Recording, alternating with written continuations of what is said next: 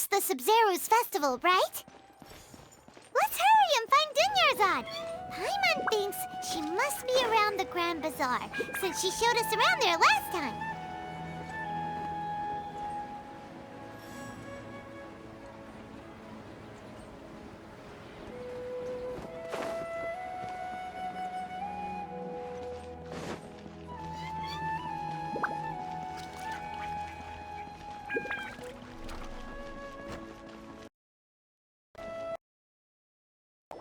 There she is! Dunyarzad back! It's just as promised. Paimon, I'm so glad that you two came back to celebrate Ollie's birthday. Indeed, it's tomorrow. We've been preparing for so long that I feel this. There's no need to be nervous. Paimon's sure that Lesser Lord Kusanali will feel everyone's gratitude. Thanks, Paimon. I hope that everyone who comes to the festival will also have a good time. Speaking of which, did you manage to make your way to Port Ormos? Discover anything over there? Of course we went. A lot of things happened there.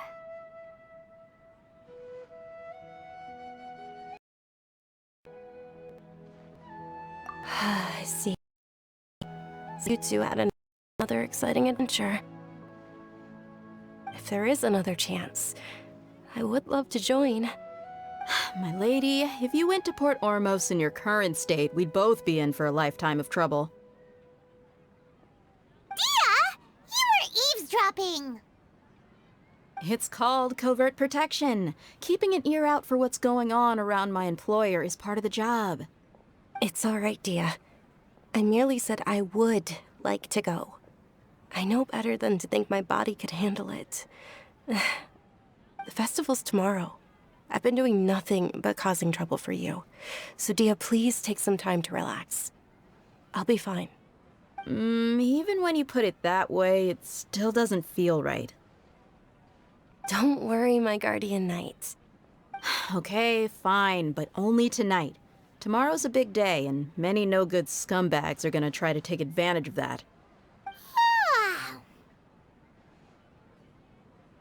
Oh, you two must be exhausted from your long journey back to the city. My apologies for not realizing this sooner. I've already prepared a room for you to rest. Please follow me. Whoa, you're so thoughtful. Paimon's so ready.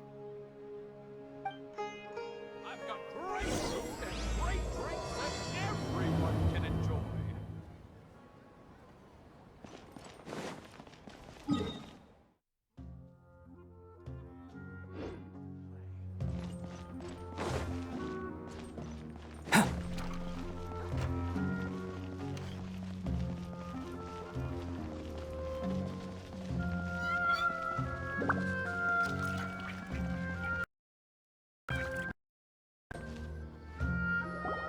Here we are. It's also where I've been. It looks...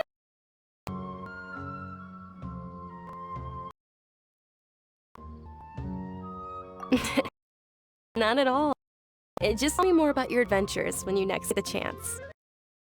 That's specialty. Paimon can tell you stories.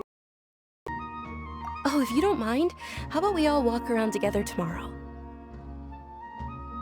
All of my friends will be working the festival, and Dia is still insisting on her covert protection. Yeah, it'll be pretty hard to relax and enjoy the festival if Dia's constantly hovering over you, right? Then let's meet at the nearby bazaar first thing tomorrow morning. Have a great night. It's a deal. Good night, Dunyarzad. I may be too excited to fall asleep tonight. See you tomorrow. Paimon's starting to really look forward to the Sub-Zero festival too. Will there be lots of yummy food? Oh no. Thinking about food is just gonna keep Paimon up all night. The earlier we sleep, the better. Let's go inside, traveler.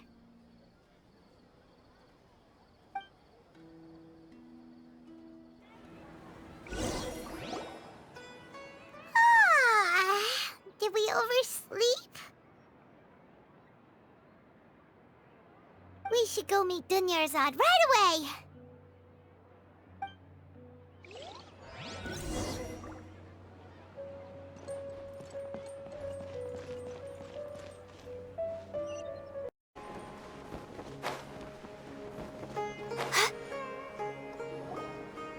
Traveler, Paimon, I've been waiting for you two. Good morning, Dunyarzad. We must have overslept a little bit. Not at all. I arrived early. Today is finally here. I must cherish every moment as if it were gold. You've worked so hard for this day. You gotta enjoy it to the fullest. You know it. It's just that, as expected, I had some trouble falling asleep last night. I'm hoping my body won't be too much of an issue today. Well, shall we? Let's start with the stalls over there. Many vendors came out of the blue to support the event, and they insisted on covering costs themselves. Let's go give them some business. They paid for everything out of pocket? Oh, sounds like they're not in this just for the Mora. They all said that contributing to a lively festival atmosphere is more important than money. Especially since we don't often get to celebrate Lesser Lord Kusanali's birthday. Ooh, they're selling food over that way! This is a stall offering foods from the Haftmewa feast. Oh, you could tell straight away. I thought most people nowadays wouldn't know. Mushrooms, flowers, and all kind of fruit? It's all vegetarian stuff. Oh, Paimon's a little disappointed. So, what's the Haftmewa feast you mentioned just now? It's another Sub-Zero's festival tradition. People used to set their tables with 7 different foods. Generally speaking, the most common selections were foods like Rukashva mushrooms, Nilopala lotuses, Sumera roses, Sunsetias, Kapalatas, Hara fruits, and Zaytun peaches. So, the Sub-Zero festival is a vegetarian holiday? You don't have to be a vegetarian to enjoy the spread. We just use the 7 foods to symbolize the 7 virtues of the Dendro Archon. Wait, but if that's the case, if Sumero uses vegetarian food to represent the Dendro Archon, then wouldn't the Pyro Archon's festival be full of food like roasted fowl, juicy meatballs, grilled steak? Oh, Traveler, we have to go to Natlan as soon as possible! I hope your wish comes true one day, Paimon. Thanks! Alright, how about we also check out some of these other stalls?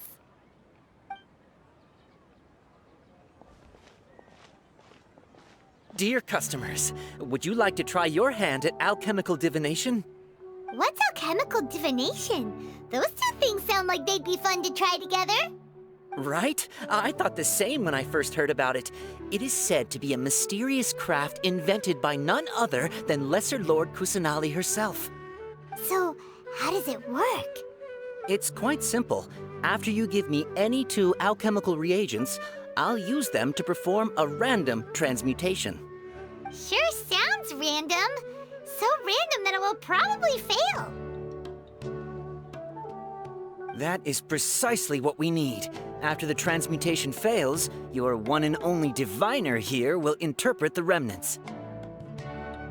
Well, according to Lesser Lord Kusanali, everything is interconnected, and all that occurs can be traced back to fate. You could say this is a pearl of old wisdom. Why does everything sound so much more credible when Dunyarzad says it? Are you guys working together? So that's the true wisdom behind it. This young lady sure knows her stuff. So, how about it? Want to give it a try?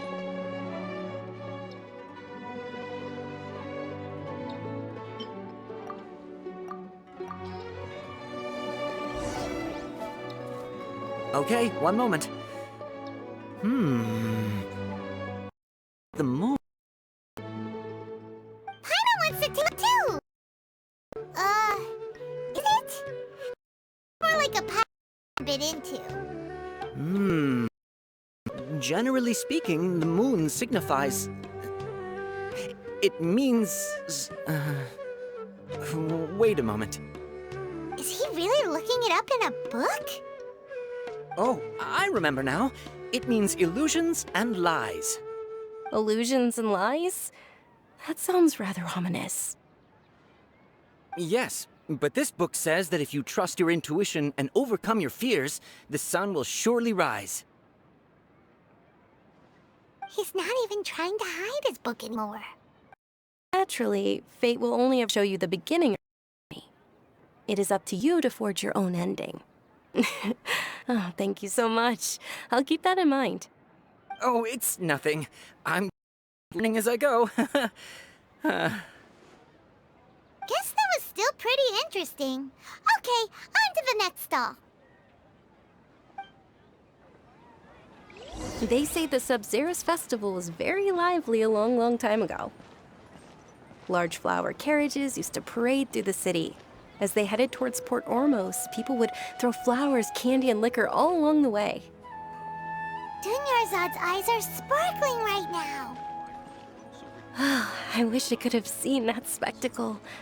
But if you ask me, I'm sure Nilu's Dance of Sub-Zeros would be just as impressive.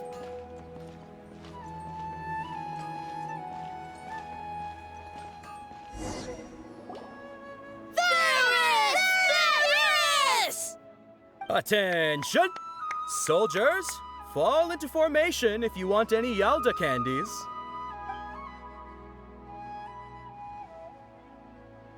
It's a weird guy with a weird hat. Hey, it's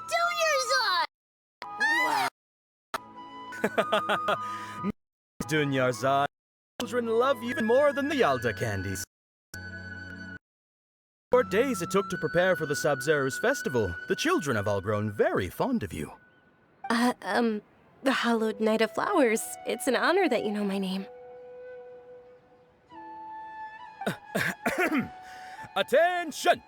In the name of Ferris, the Night of Flowers, I commend you on your contributions to the glorious Sub-Zeros festival. All right, little soldiers. Take your Yalda candies and don't forget your loyalty to Lesser Lord Kusanali. Dismissed! Night Ferris!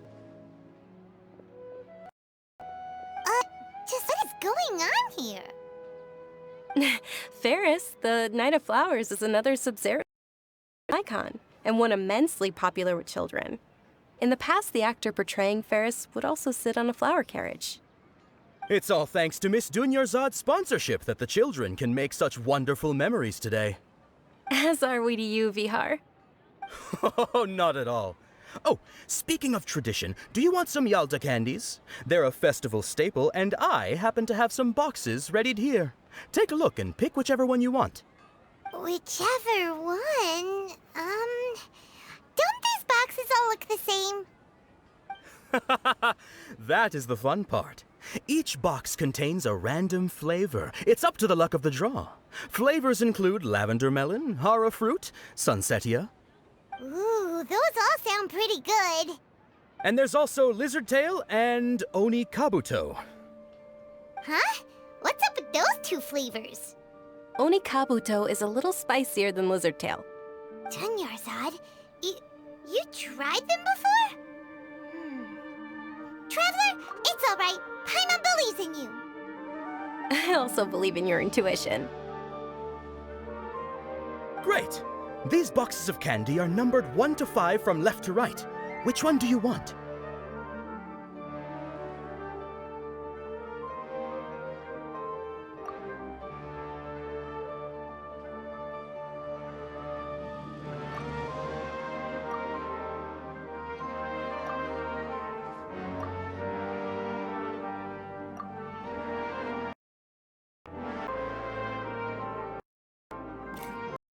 And that's unfortunately Lizard Tail.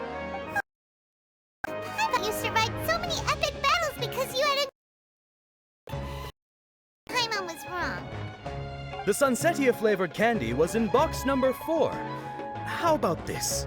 The most important thing is that everyone has a good time at the festival. So please, take both boxes. Really? Thanks a lot, Knight of Candies! It's Night of Flowers, not Night of Candies. Paimon really wilted the carriageless night of flowers. They all basically sound the same. We got our candy, so let's keep going. Oh, actually, I just remembered that I left something behind. Since you're... Can you come with me to get it? Dunyarzad, you probably forgot because you're so excited about the Sub-Zero's festival. How embarrassing.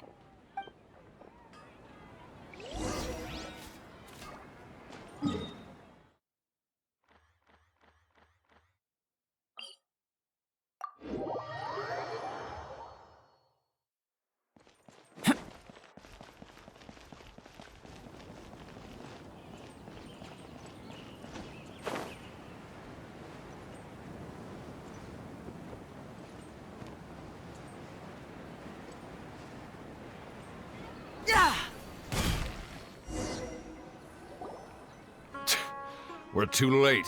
Who knew the little lady was such an early riser? I know, right? Hey, wait a minute. Boss, isn't that her? Oh, that most certainly is. We're in luck. She's walking right into our clutches. Those Eremites don't look like they're up to any good. Who are you? I don't believe the Homayanis hired you. That's right.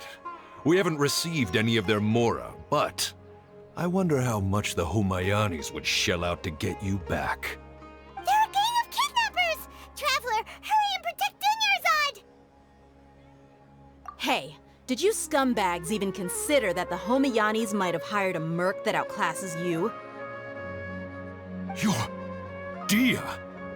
Dia the Flame Main! No wonder we mercs haven't heard anything about you for so long. Unruly bitter. Don't be so disrespectful. My family started working with her, so gratitude for her to us. Don't worry about it, my lady. Just some friends between one punch and those rabid dogs will expose for what they are. Are y'all's all right now? Don't get too cocky!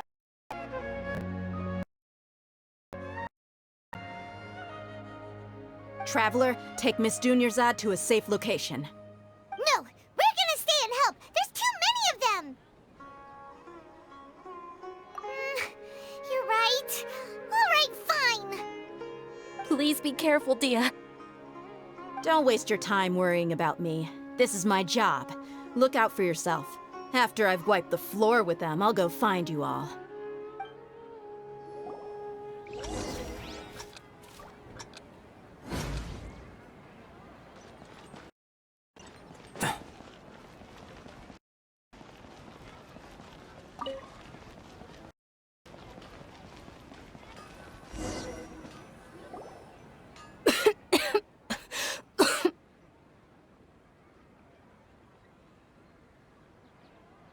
Dunyarzad, are you okay? You look a little pale. Are you in shock? I'm fine. My body always reacts like this whenever I exert myself too much. You sure you're okay? I'll be fine after some rest. I'm more worried about Dia. After all, none of this would have happened if I hadn't insisted on coming out today. Yeah, don't worry.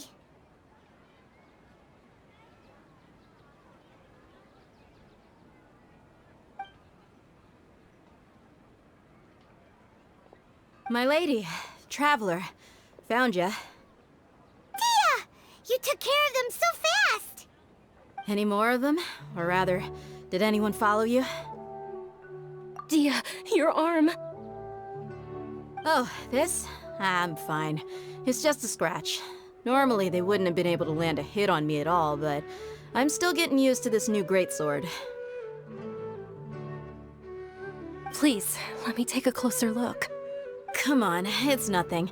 Us mercs aren't as fragile as you think. Hold on, you said something about a new greatsword. What happened to the one you were using before? About that. Well, I sold it, because I was low on mora. Stuff like this happens every now and then. It can't be the that was used for the venue's final round of performance?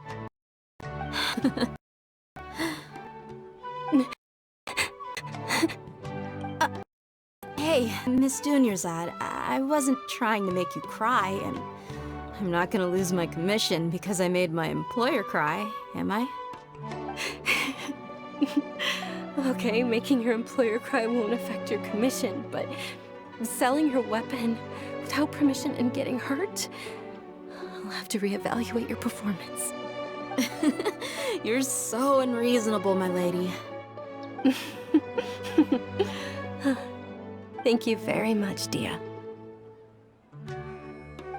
Don't like that. Embarrass really easily.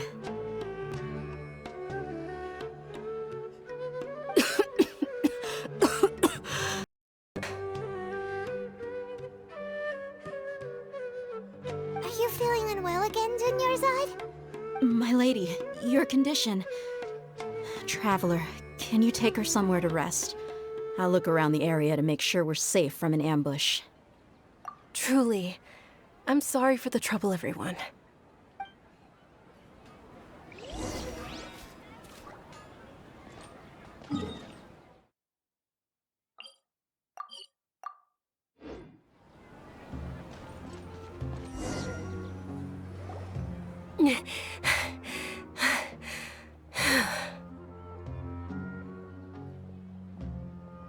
Are you feeling better, Dunyarzad?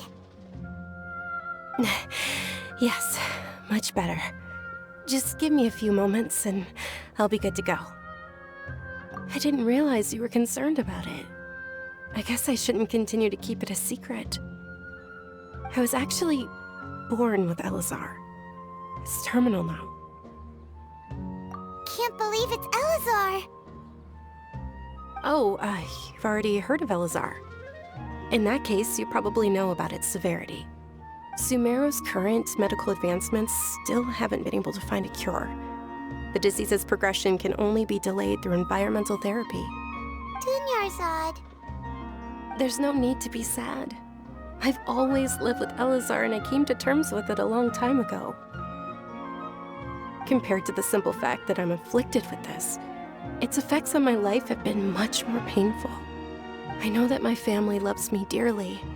They've done all they can to environment so that I can live for that much longer. However, I will one day succumb to this. Did you know? Before I ran away from home this time, the world outside of my home didn't even know that I existed. Since all I could do was sit on my bed and everything my window. I'm sure my family worried and disappointed. Away, I just didn't want to have any regrets. I wanted to meet other people. To me, there's nothing more beautiful than being able to meet and speak with others. Not to mention the incredible time spent preparing for the festival. The joy on everyone's faces here, and all the support I've received from friends like Dia. This way, when my final day does arrive, it will be less sorrowful. At the very least, many people remember that I once existed in this world, right?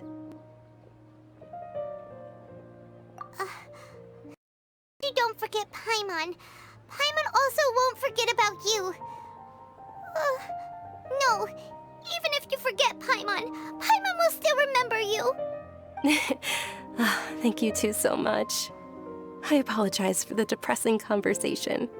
This is out of character for me. To be honest, Lesser Lord Kusanali gave me the courage to do all of this. If it weren't for her encouragement, I wouldn't have taken that first step. Thanks. There will always be frustrations in life, but I know that the point of living is not to leave behind any regrets. Oh, right. Isn't it almost time? Huh? Almost time for what? Isn't the Dance of Sub-Zeros about to begin? It's the part of the festival that I've been looking forward to the most. Nilu will recreate that legendary scene with her most splendid dancing. and the Sub-Zero's festival will conclude amid everyone's applause and blessings. And with that, my wish will also... Then what are we waiting for? Let's go to the stage! Yeah, we should still make it in time.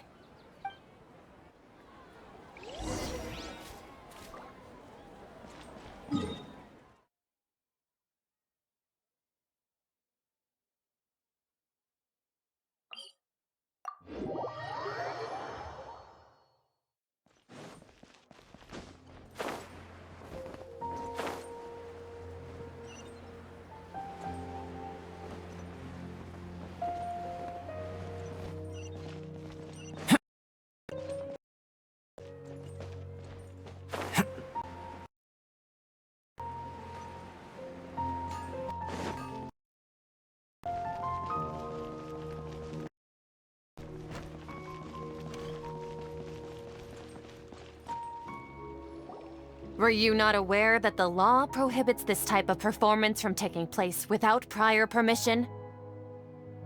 Over there! Someone's yelling at Nilu! I think I just saw the Academia's Grand Sage. Why is he here in person? But the Dance of Sub-Zeros is one of the key parts of the Sub-Zeros Festival. If we can't perform it... The Sub-Zeros Festival. The law also prohibits the private host of large-scale religious festivals. Only the Academia can host an event. If you continue to resist, we will have to order an investigation into every single event organizer. The Grand Sage has already granted you much leniency. I advise that you exercise tact. How did things turn out like this? The Academia was originally responsible for the Sub-Zeros Festival, but they failed this responsibility for many years. I need to speak with them. This is a hard pill to swallow, but you're right. Things would only get worse. Art, dance. Aren't you ashamed of pursuing such frivolous and meaningless activities in this land of knowledge and reason? Our Archon created the utopia that is Sumeru City for all scholars who sought validity, verity, and truth, while people like you wish to defile it. No. I believe that our Archon never rejected the arts. Even the goddess of flowers dedicated a dance to her. With your lack of intellectual credentials, I do not believe you are qualified to debate with me. What you should be doing is finding workers to tear down this ridiculous eyesore.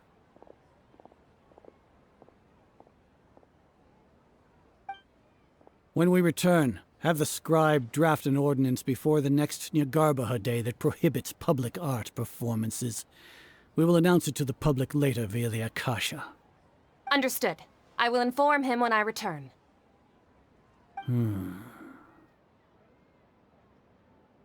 The Sub-Zero's Festival. Go celebrate the birth of that god. Nilu, are you okay? Oh, Duzad.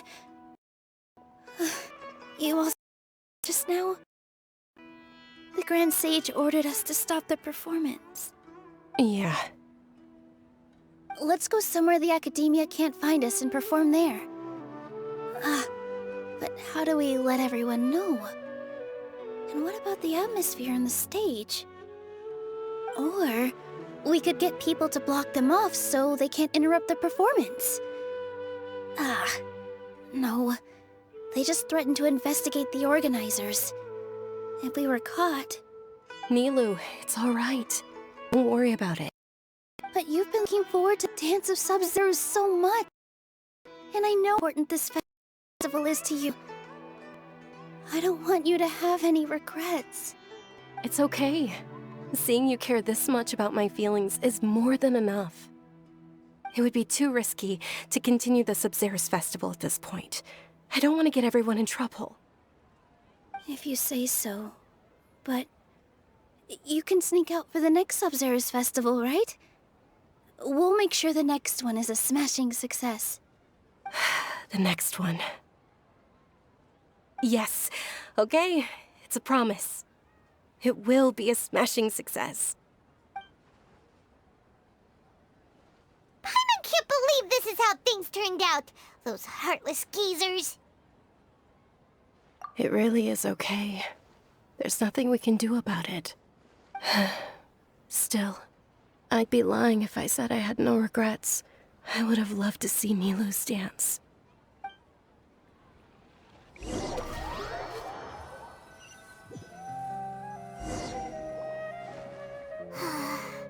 A lot happened today. It's a shame the festival ended the way it did. Nilu and Dunyarzad promised to make the next Sub-Zero's festival a success, but Dunyarzad is running out of time. Yeah.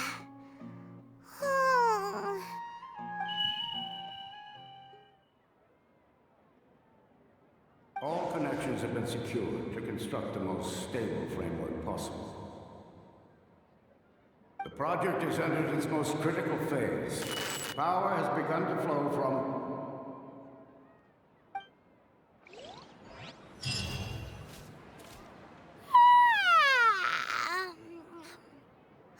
Oh, we're gonna be late! It's all because you wouldn't get out of bed! We should go meet Dunyarzad right away!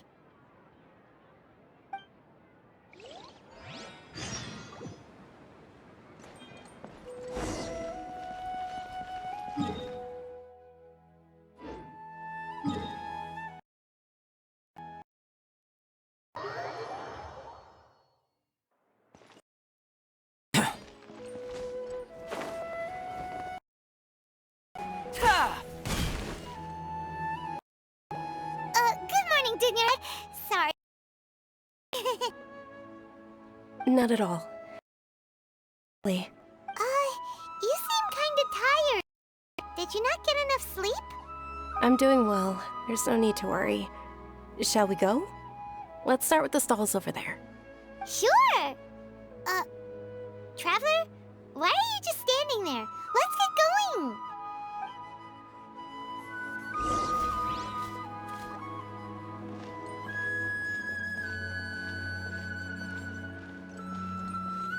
Ooh, there's some over that way. Let's go take a look!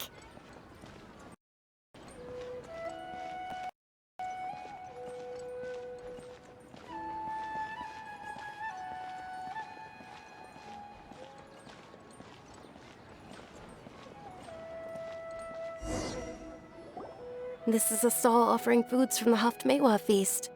You are quite well informed, miss. I thought most people nowadays wouldn't know. They're all plants! Oh, Paimon's a little disappointed. Actually, what is the Haftmewa feast you mentioned just now? It's one of the Sub-Zero's festival's traditions. People used to set their tables with 7 different foods to symbolize the 7 virtues of the Dendro Archon. Remnants appear to be in the form of the moon. Really? Paimon thought it looked like some kind of food. The moon signifies... It's escaping me for now. Wait a moment. Is he really looking it up in a book? Oh, right. It means illusions and lies. But if you trust your intuition and overcome your fears, the sun will surely rise. Understood. I'll keep that in mind. Oh, it's nothing. I'm just learning as I go. Guess that was still pretty interesting. Okay, on to the next stall. So, where to next?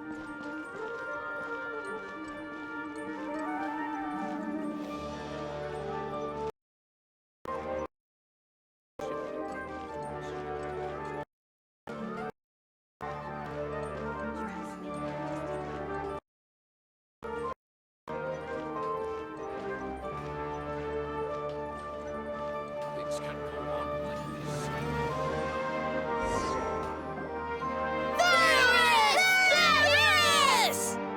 All right, soldiers. Now that you have your Yalta candies, don't forget your loyalty to Lesser Lord Kusanali. Dismissed!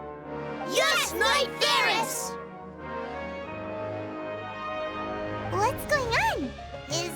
play? Ferris, the Night of Flowers, is another Sub-Zero's festival icon and one immensely popular. It's all Miss Dunya's sponsorship. Children can meet the Night of Flowers. Oh, do you want some Yalta candies? I happen to have some boxes readied here. Take a look and pick whichever one you want. What's to pick? Don't these boxes all look the same? It's not that simple. Each box contains a random flavor. It's up to the luck of the draw. Flavors include lavender melon, hara fruit, sunsetia. Ooh, how interesting. And there's also lizard tail and oni kabuto. Ugh, why do those flavors even exist? Traveler, help Paimon pick one. Paimon wants to eat the sunsetia flavor. Great! These boxes of candy are numbered 1 to 5 from left to right. Which one do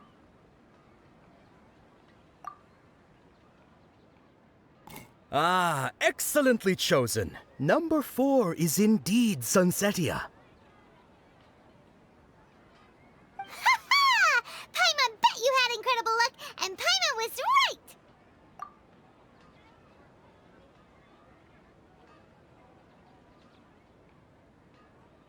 Huh? How's that possible? It's obviously random. Maybe we didn't sleep very well last night. Or maybe we slept too much.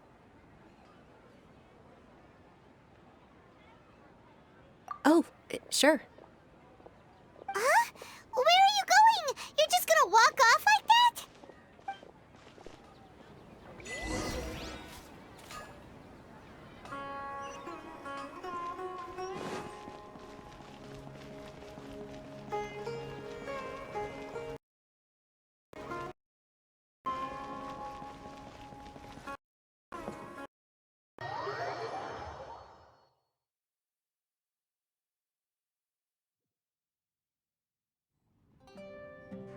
A feeling of déjà vu?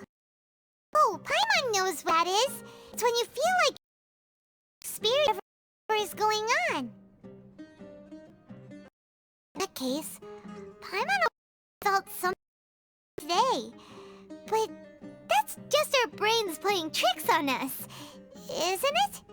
So why'd you run here in such a hurry? So that's it! You're intentionally doing things you usually wouldn't and seeing if you still get that same feeling of déjà vu. Welcome, you two! Are you here? What would you like to eat? Got it! You don't look like you're from these parts, but I gotta say, you've got good taste. I'll give this order to the kitchen. Coconut charcoal cake? Isn't it that burnt thing that didn't look tasty at all? Oh, Paimon understands what you're trying to do now. You'd never normally order something like this.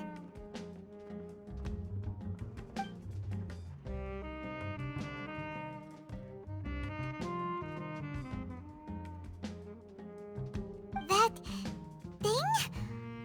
Are you really gonna eat it? Isn't this going a bit too far?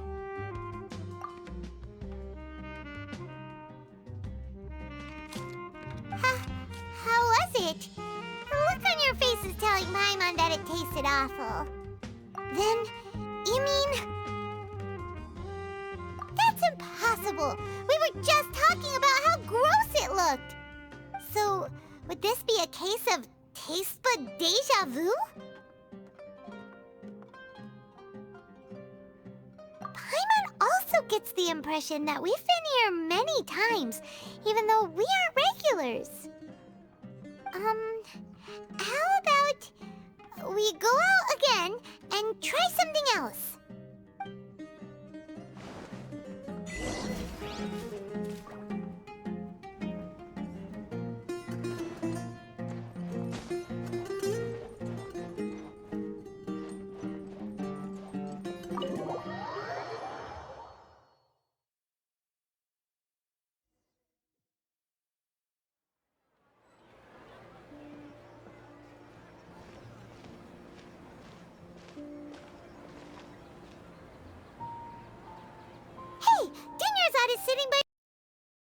there.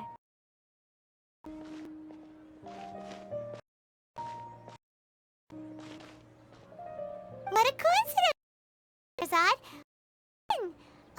Why are you sitting there all by yourself? I ran into some kidnappers just now. Thank you, I came to my rescue. I started to feel unwell at that, so Kidnappers? Oh my goodness, are you hurt? I'm okay. Dia's arm got scratched, but it isn't serious. Whew, that's a big relief. But, Dunyarzad, you seem a little down today. It's the Sub-Zero's festival, and you've been looking forward to it so much! Not at all. I've always been like this. Excessive physical exertion, strong emotions tend to aggravate my illness. Besides, how amazing to be. It is but a single day. After however many more days, my time will come to an end. Paimon doesn't quite follow you, and Paimon feels like something's really got you down right now.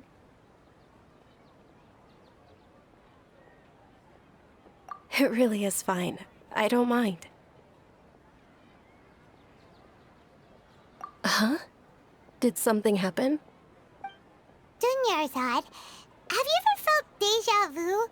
You know, like when you've already experienced something that's happening right now? Deja vu? No. But my days have been the same for years now. Even if I were feeling deja vu, I suppose I would already be used to it. Oh, Paimon sees. Then, is it only the two of us? It's almost time.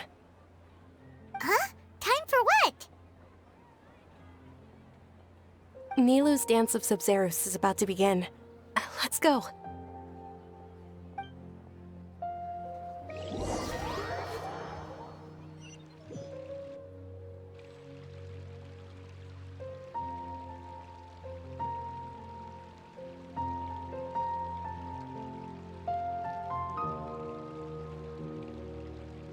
With your lack of intellectual credentials, I do not believe you are qualified to debate with me. What you should be doing is finding workers to tear down this ridiculous eyesore.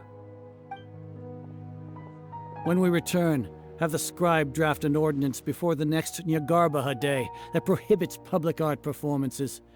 We will publicly announce it later through the Akasha. Understood. Form his turn. The Summer's Festival. Go celebrate the birth of that your heart's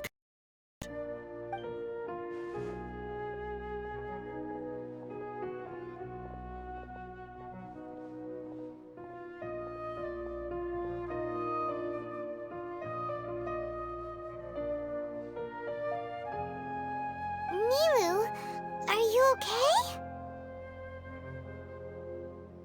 Oh, Dunyarzad. The Grand Sage ordered us to stop the performance. It's okay. There's nothing we can do about it. But you've been really looking forward to this. I don't want to have any regrets. It truly is unfortunate, but cause trouble for anyone. Didn't the Grand Sage say that he might investigate the organizers? True, but... well, okay. I'll just have to try again next year. The next festival. I probably won't be around by then. Wait, what did you just say? No, nothing. I'll be heading back to rest. Thank you for your help, everyone. Paimon can't believe what those heartless geezers did!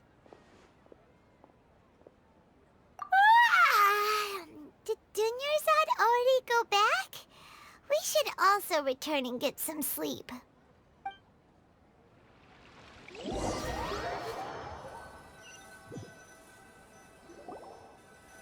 So, in the end, you still couldn't figure out what that deja vu feeling was all about? Maybe it really was because of exhaustion. Same here. That's why Paimon stopped thinking about it halfway through the day. Then, gonna get a good night's sleep. For now, we can chalk things up to exhaustion. We can do more thinking tomorrow.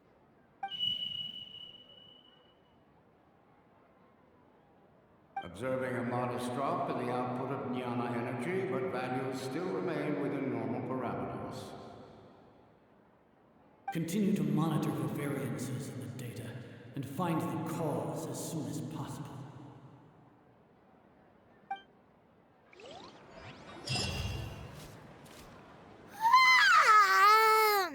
Why does Paimon feel so tired after so much sleep? Anyway, we should go meet Dunyarzad right away.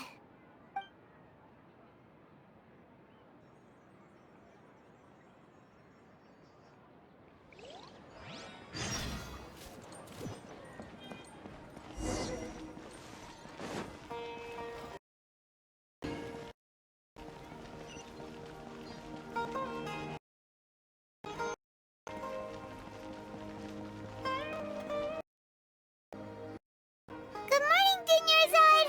Sorry to keep waiting. Not at all. I arrived. Huh? Paimon thinks you sound kinda tired. Did you not get enough sleep?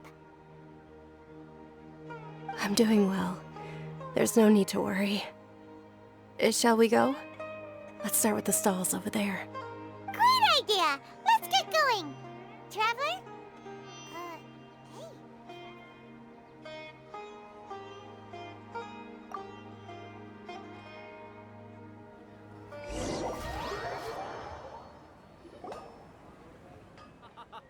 It's all thanks to Miss Dunyarzad's sponsorship that the children can enjoy the festival.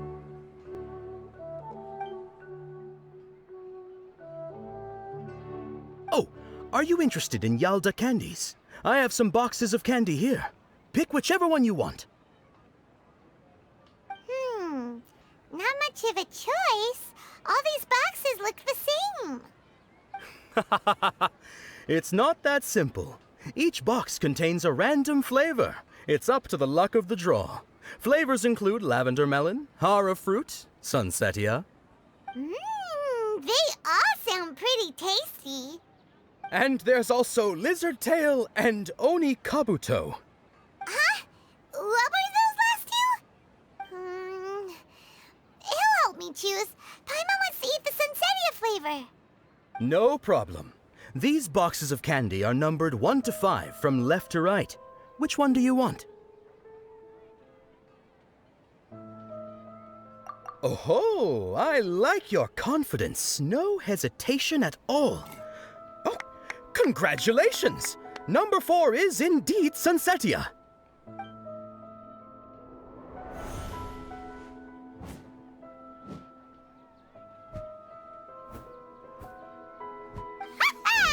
Paimon knew he always had incredible luck.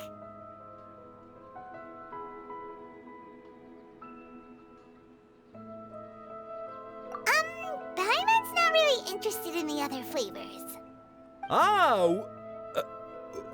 Wait. How did you know? Don't tell me that you already knew which flavor was in each box. What? He was right about all of them? That couldn't have been lied. How was this possible? I put all those boxes this morning and they've sealed ever since. You have known before. X-ray vision? Or some kind of magic trick? This is way too freaky. Tell us what's going on! Since when did you get superpowers? Traveler?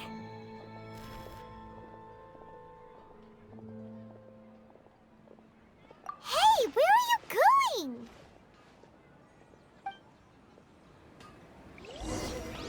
What's going on? Did you see something? Us leaving Dunyarzad without letting her know is kinda rude, you know.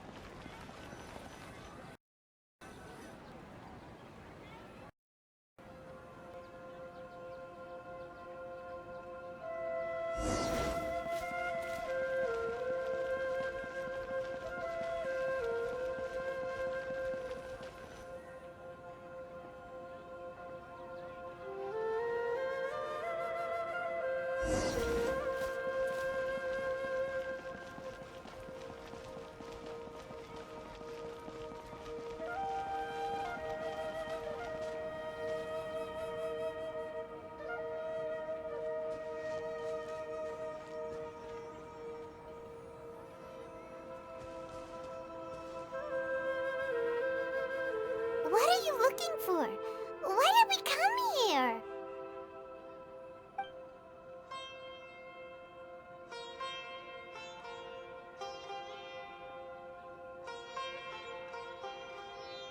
Traveler?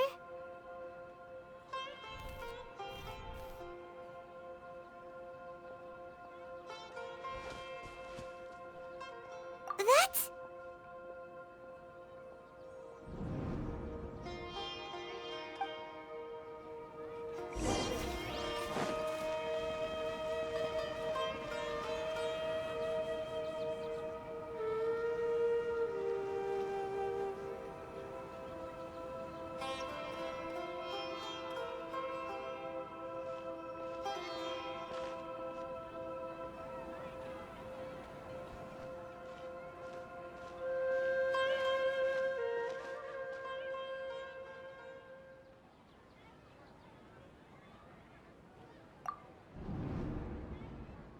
Look! That's... Isn't that Dunyarzad? What's happening here? You already... This isn't your Zero's festival, don't you? You already used this. A knowledge? You get it. What's inside? You should use it, Paimon. You know Paimon? Well, this seems kinda sketchy, but Paimon feels like this is what we should do.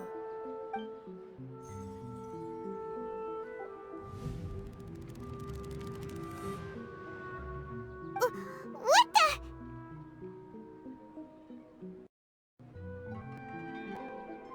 This is our 20th Sub-Zero's festival? Huh? No. The 30th? 40th? Just how many times have we been to the Sub-Zero's festival? Have we been trapped in a single day? If it weren't for you, we wouldn't have even realized. What the heck was inside that knowledge capsule? Your memories are still scrambled? Try your best to remember. This isn't the first time we've met, and I answered that question a long time ago. Let Paimon think.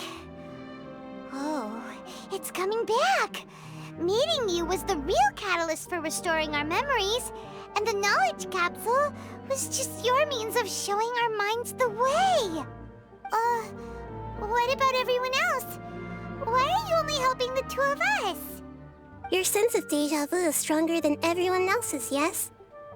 As for an explanation, you two received the blessing of Dendro, and you also have special, sensitive constitutions. It was as if a single sheet of paper was separating those memories from your consciousness. A familiar question. I think this is the 7th time you asked that. As you can see, she is... probably sensed it too. Dunyarzad is different from the first Dunyarzad you met. That Dunyarzad is in front of you right now, and she doesn't have a lot of time left.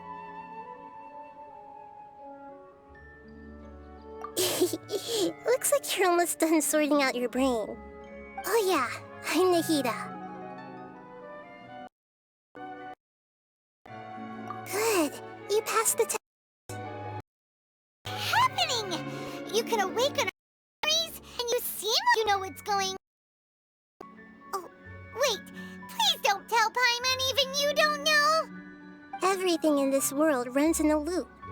This cycle is called the samsara. You, me, and everyone else are all stuck inside the one-day samsara.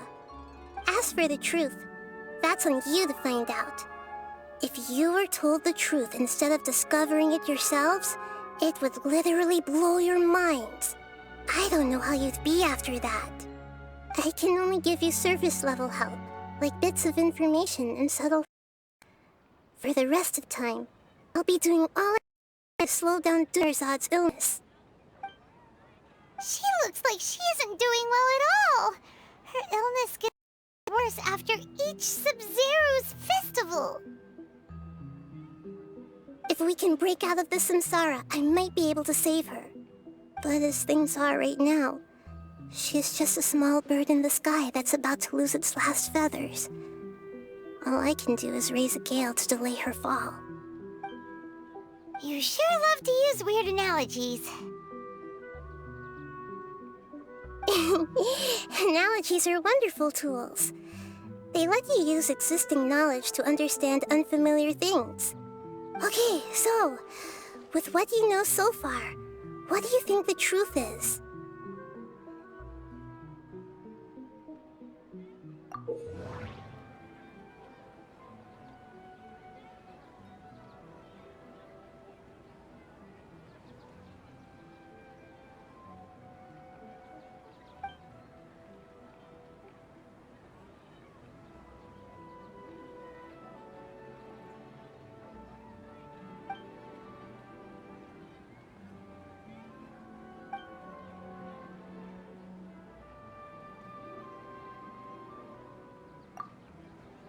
We've already experienced the Sub-Zero's festival many times, and the day of the festival seems to be in a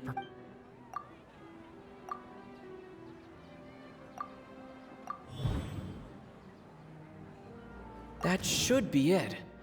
The flow of time is endlessly cycling within one single day.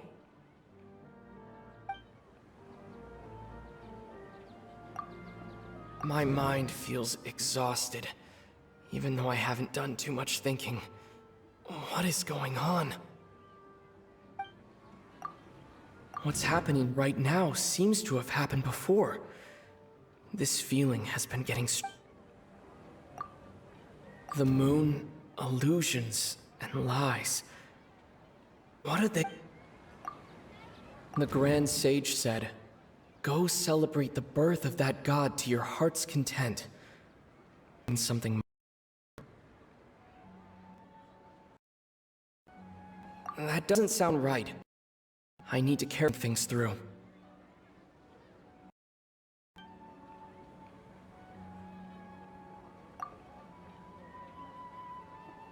That doesn't sound right.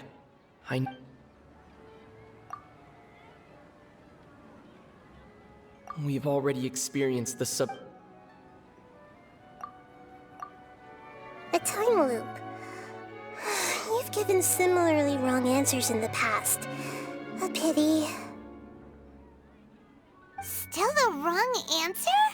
Paimon thought that made a lot of sense. It feels like time's just repeating itself. A simple time loop can't explain phenomena. You are still missing a lot of information. Unfortunately, I can't give any more hints.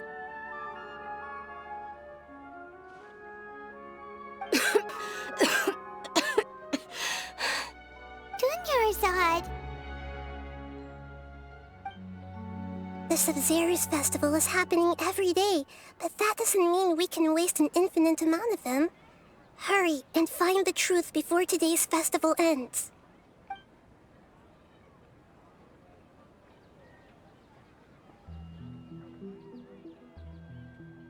Let's think about our current situation. To save Dunyarzad, we have to escape the samsara of the Sub-Zero's festival.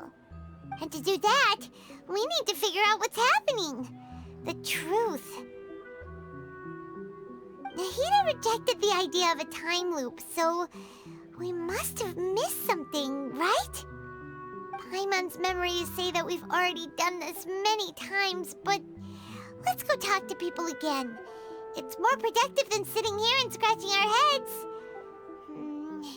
Why don't we start with those stall owners?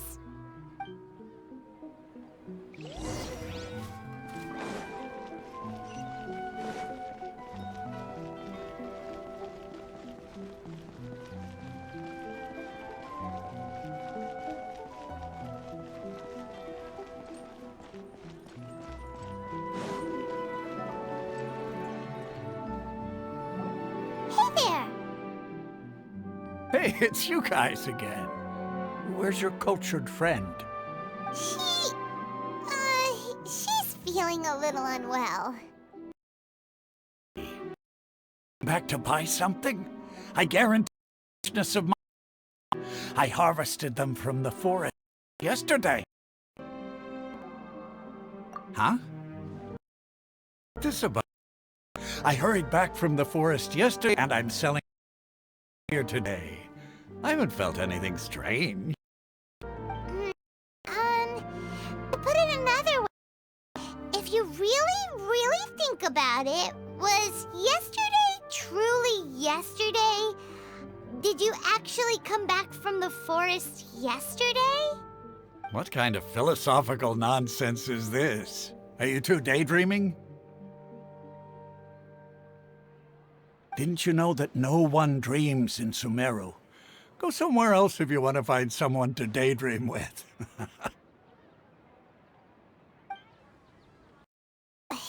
He actually has a point. Is this a dream? Is everyone dreaming? True. It's so weird that people here don't dream.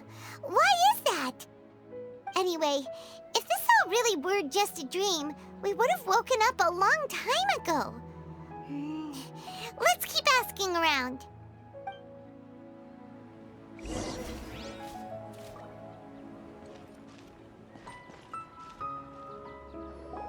Oh, it's you two.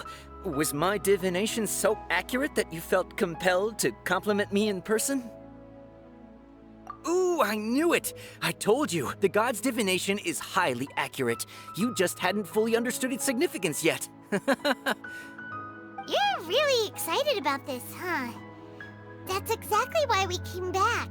Help us better understand it. Help you better understand it? Well, that isn't exactly what I excel at. So, you're admitting that you don't have a clue? Anyway, what kind of situation did you get into? Huh? Hold on a second. I thought you guys just lost your wallet or fell for a scam.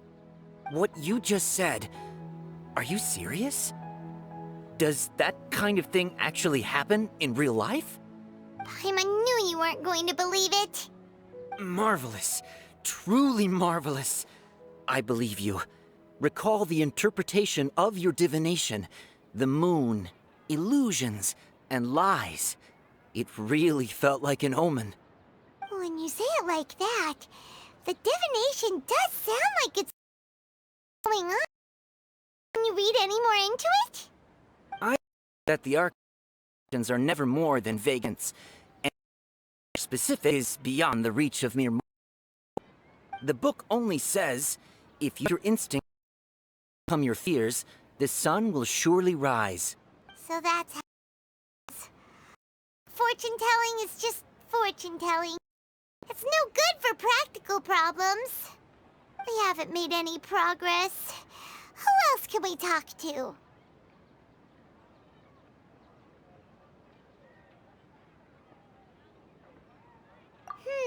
Paimon remembers that we tried talking to her a couple of times, but she always thinks we're playing pranks on her.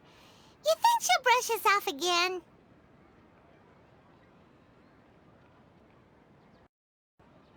Yeah, if it happened to Dia's strong sense of responsibility as a mercenary, then she'll definitely take us seriously.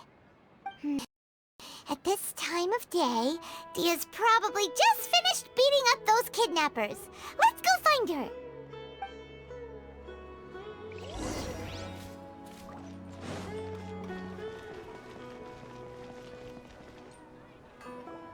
I'm fine, my lady. It's just a scratch. Perfect timing. Both of you are here. Paimon, Traveler, you came at just the right time. Listen, there was a dangerous Huh? You saw? Then why didn't you jump in earlier? If someone was protecting Miss Dunyarzad, I could have went all out. Anyway, can you do something for me? You want the Traveler to take Dunyarzad somewhere to rest up while you check to see if there's still any kidnappers around. Did Paimon get that right? How did you know what I was going to say? We need to say something convincing.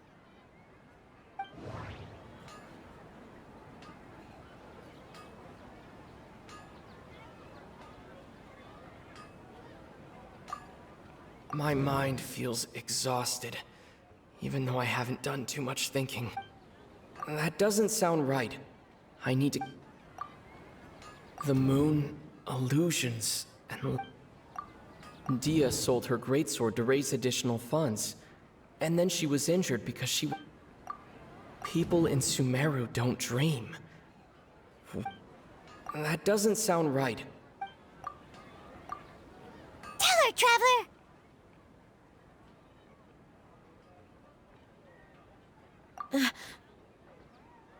I didn't tell anyone about that, including Miss Todd. And just now, you literally took the words right out of my mouth. What's going on? All right, so this situation.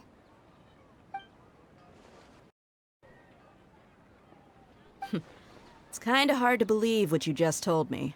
First, let me make something clear. Most of us desert dwellers might not be the scholarly type, but we do have basic common sense. She's quieter than usual, uninterested in anything, and really gloomy. Yeah, she isn't the same as before, but her parents said that this is how she was like at first. Huh? At first? I don't quite understand what you're all talking about. I'll go rest on the bench over there. My lady, are you angry? All right, I'll give you the benefit of the doubt since you knew about my greatsword. Let's make this a quick trip. Miss Dunyarzad isn't completely safe here.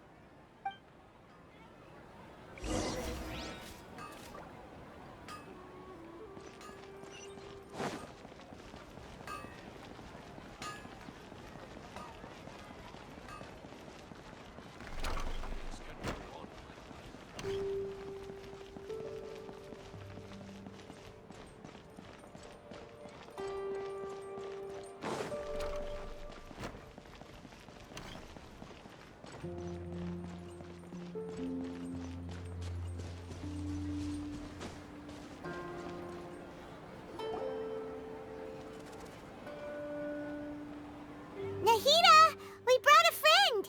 Are you busy? I thought I told you that it won't help to bring anyone here. We just wanted her to see the real Dunyarzad's condition. The real Dunyarzad? Where and who are you talking to? Huh? I told you that you two are special. Other people can't see me or Miss Dunyarzad here.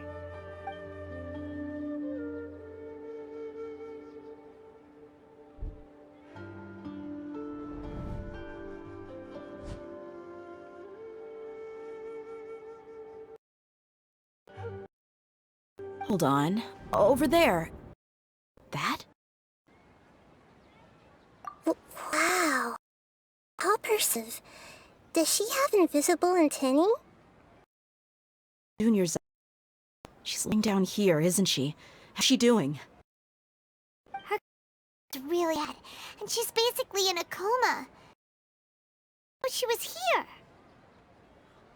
I can sense her aura. There are also lingering feelings of something like regret or disappointment. What happened? Do you believe us now? The Sub-Zero's festival has been repeating itself. So, you think the sages are behind this? Yeah, they've always been against us. Wouldn't surprise me if they're using the Akasha to initially repeat the Sub-Zero's festival as a sick joke. You have a point. Aside from the Dendro Archon, the Academia's sages are the only ones in Sumeru who could pull off something like this. Maybe there's more to the Akasha than we know. Right!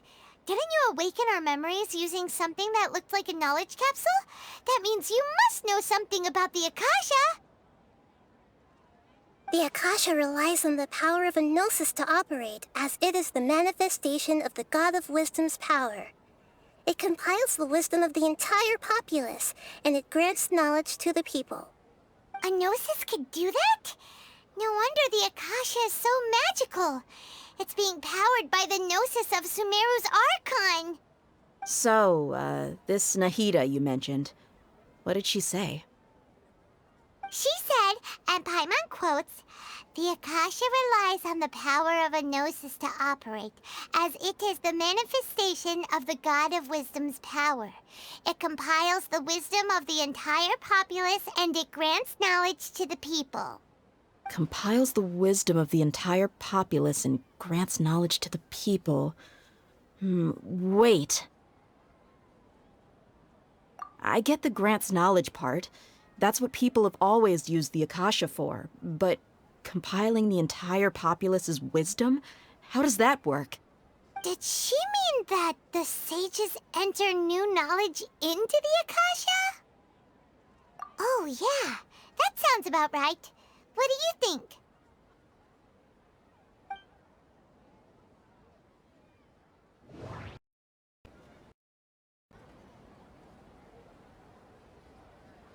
Okay. Nahida said the Akasha relies on the power of a Gnosis to operate. It is the manifestation of the God of Wisdom's power. Doesn't sound... What's happening now seemed to happen before. That doesn't sound right. My mind feels exhausted, even though I haven't done too much thinking. You mean the Akasha is causing our mental fatigue? Huh. Now that I think about it, my head's been feeling unusually heavy. When the desert dwellers set off on their quest for knowledge, a sage once said, "Knowledge always comes at a price." Compile an entire country's knowledge. You think the Akasha pulled a 180 and is extracting information from us? Who knows? The Akasha can put knowledge into our heads, so who's to say that it can't also poke around in there? We don't know any specifics. What's the point of doing something like that? Just think about it. If you could combine the knowledge of every single person in Sumeru, then you can basically turn Sumeru City into a single massive brain. This hive mind could make breakthroughs in problems that even the smartest geniuses can't crack. An excellent deduction. And the analogy comparing Sumeru City to a massive brain? I love it. In that case, we should take off our Akasha terminals right away. Maybe that'll solve this problem. Yeah, I was only wearing this for show in the first place. Didn't expect the sages to cook up such a conspiracy. Mark my words, when this is over, I'm getting evidence and exposing this whole thing to the public. How does everyone feel? Huh? What is it? Oh, that! Paimon knows what you're talking about. It's a single soft beep that sounds like it's coming from the Akasha terminal. The sound of a beep. Could it be a prompt tone for when the Akasha is operating?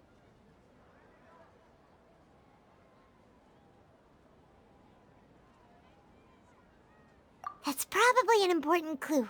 We weren't using our terminals, but we heard a beep anyway.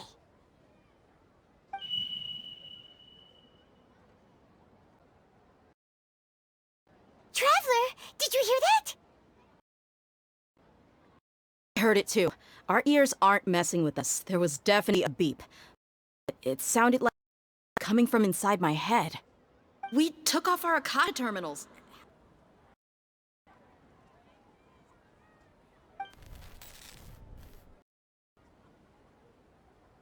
Phase runtime has exceeded its expected length. At this rate, there may be casualties. But we cannot lose all of our progress.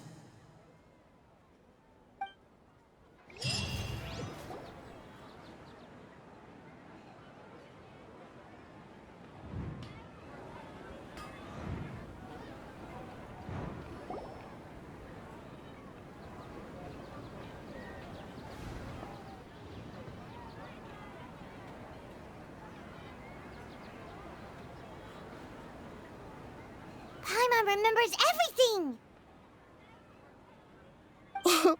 Good. You adapted quickly this time.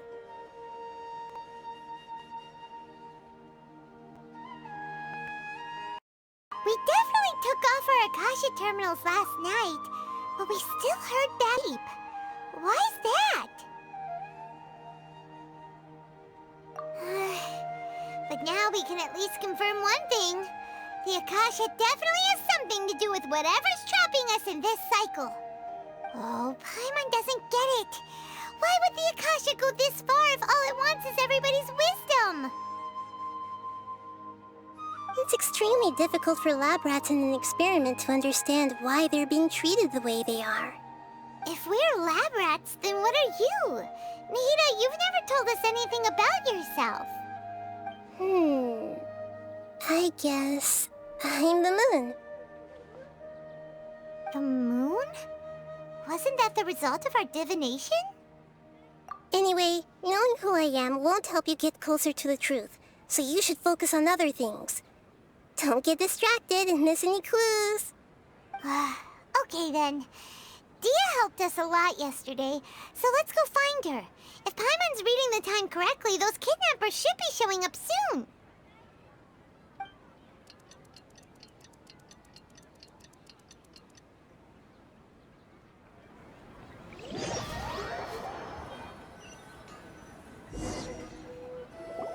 Ah, there you are. I've already taken care of those kidnappers. My lady, did you get hurt? Dia? What's wrong? Why are you both gawking at me like that? You didn't get hurt this time. Huh? What do you mean this time? Why are you so surprised that I managed to get out unscathed? Amateur.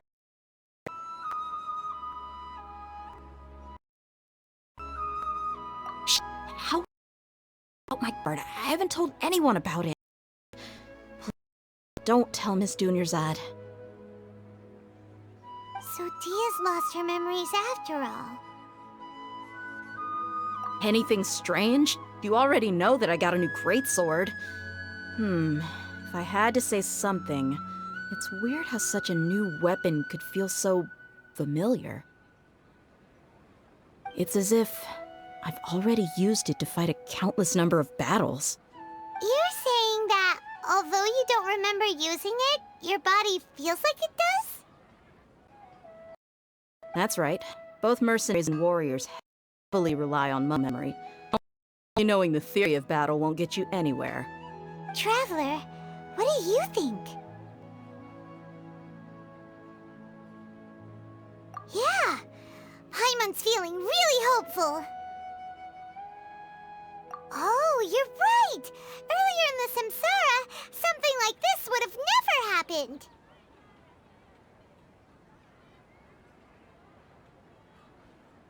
I have no clue what you two are talking about, but it's still dangerous here, so... So you want us to take Dunyarzad somewhere else to rest while you check if there are still more kidnappers around, right? How did you know what I was gonna say? Can you read minds? Forget it. Go and do your thing.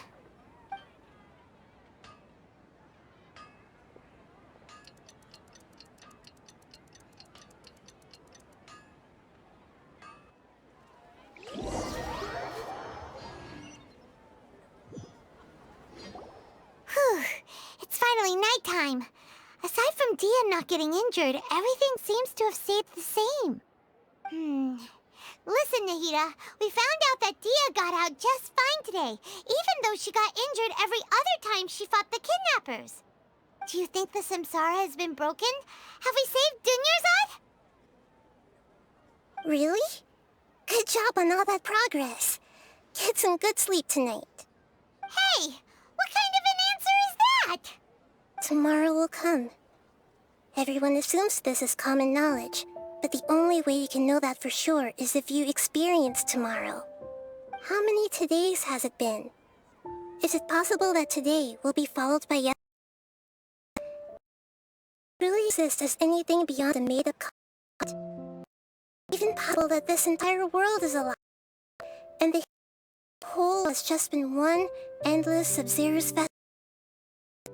Okay, no more. Everyone's shut down. Makes sense to waste your energy thinking about things you'll learn tomorrow. Get some, use the bathroom and flush your anxiety dookie away. Huh? Hold on, what did you just say? Did Paimon hear you correctly? Huh? People always say they feel a sense of relief after they take a duk-duk. That's why I suggested you could try that. Is that so strange? It's so strange and so common sense that Paimon at a loss for words. It was sounding kind of sad just a minute ago. Yeah, even though it's happy and lively at the Sub-Zero's festival every day, it feels like it's been a long time since we've really gotten to relax. Let's go back to our room.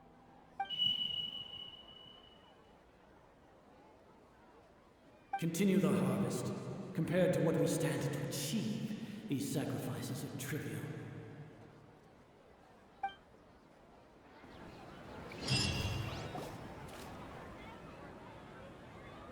We're still in the same day!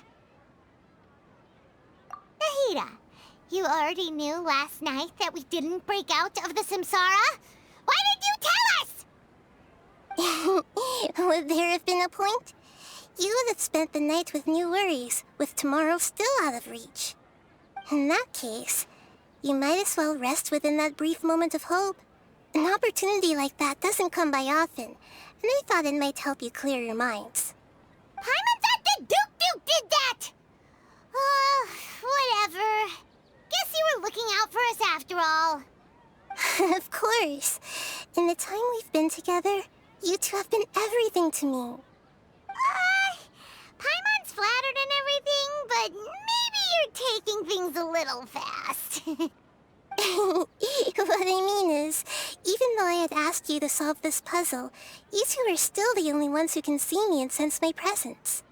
In other words, if you weren't here, I may as well not exist. That's why you two have been everything to me. Get it? Nahida's talking about confusing stuff again. Anyway, that's enough chit-chat. So, Traveler, did the new clues yesterday help you gain a new understanding of the situation? Huh? Why are you scrapping your theory?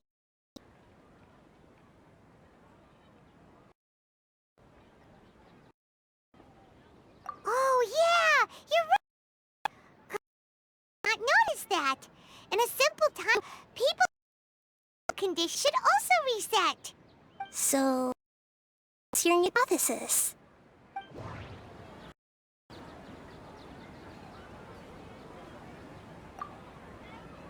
The moon, illusions, and lies. What did they all... That doesn't sound right. I need to... We've already experienced the Sub-Zero's festival many times. That doesn't sound right. Mercenaries rely heavily on muscle memory, and Dia was able to use her experiences to avoid...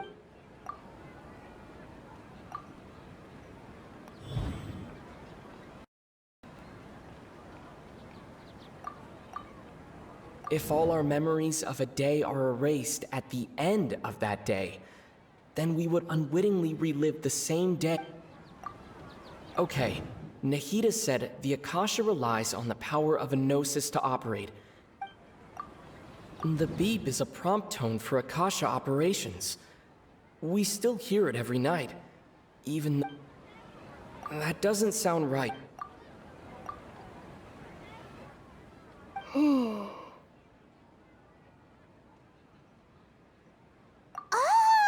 Then the beep we hear every night could just be indicating the deletion of our memories.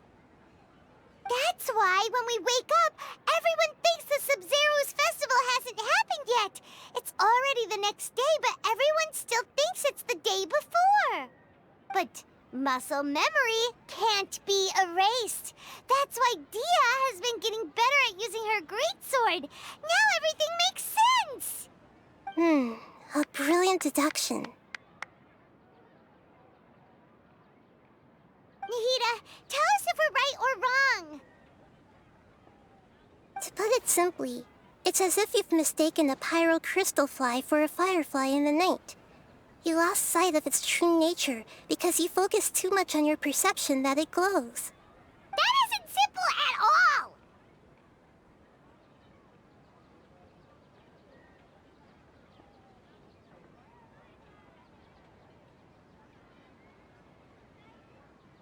Why don't you go talk to Miss Dia again? You might learn something new. Right! She did help us find our latest clue after all. Let's go!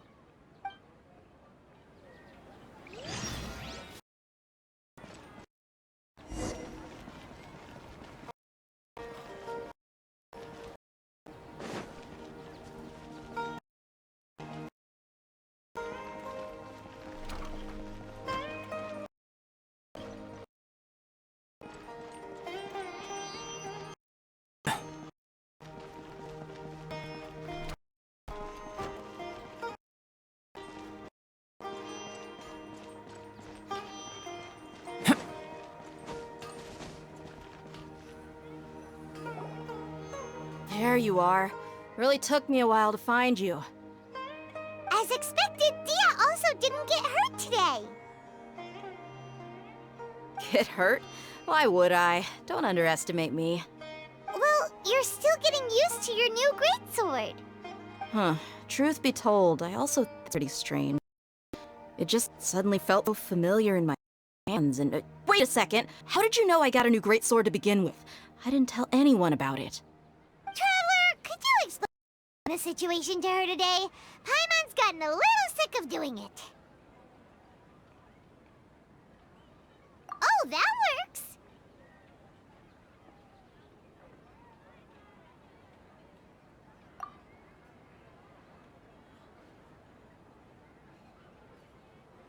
What happened to you guys while I was gone? Did you get brainwashed by some cult? Don't think too hard about it. Just take what we're saying at face value. All right then, let me get this straight. You're telling me that my body's already gotten used to this greatsword, but my brain just doesn't remember it? Yes, your memory's being erased every day. Then I'd have to disagree. That's impossible. Oh? Why do you think that? If we've actually been reliving the Sub-Zeru's festival day after day, then what happened to the things we used, the money we spent, the food we ate? Common sense says my wallet should have emptied itself a long time ago. There's no way I wouldn't have noticed that.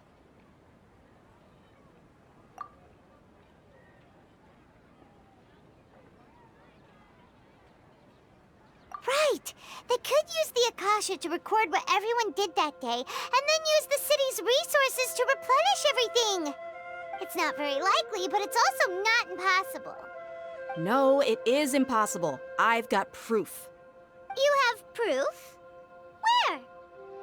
You two are surprisingly serious about this nonsensical discussion. Fine, I'll play along for a little longer. Miss Dune, please come along as well. I still can't guarantee that this area is...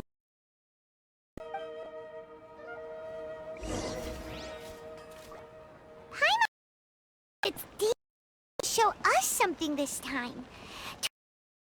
Be with courtesy, Dunyarzad.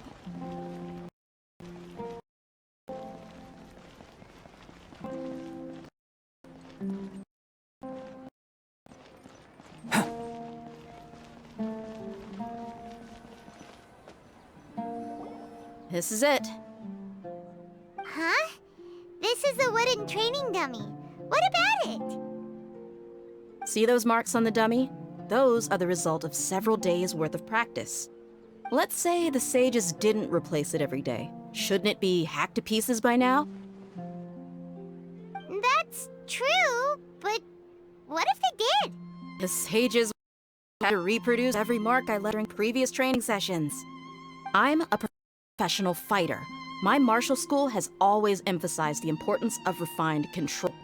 The force, angle, and entry point of each strike is calculated and deliberate. That's why I remember every mark on the dummy, as well as my state of mind as I made each strike.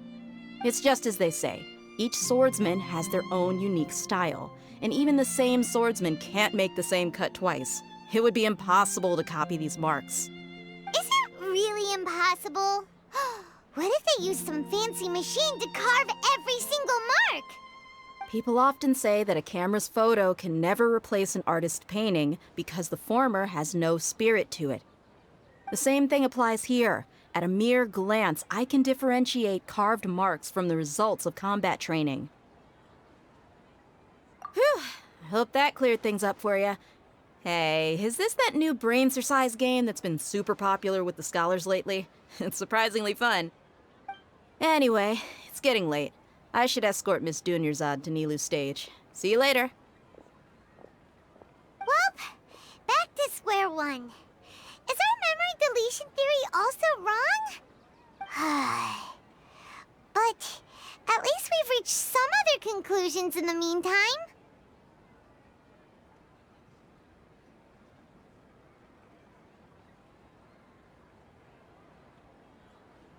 Yep, that's true. So, can we think of any new ideas right now?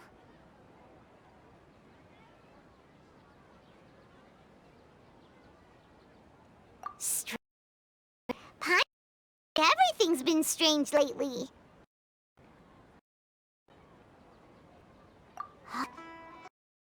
Leaving the city? You're right.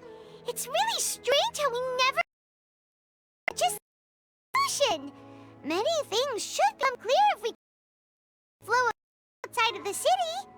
Paimon can't believe it.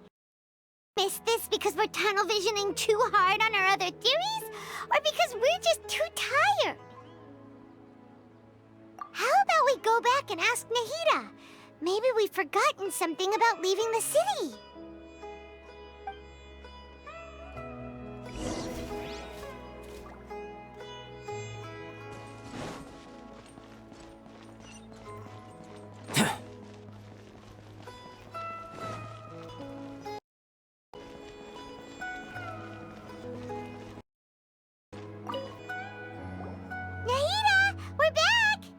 You're back early today. Did you find something new? Sort of. We're mostly sure now that we're not in a time loop. And we also aren't in the real world. But at the same time, we have a new question. Leaving the city. As far as I remember, you've mentioned your plans to do that twice before. We did?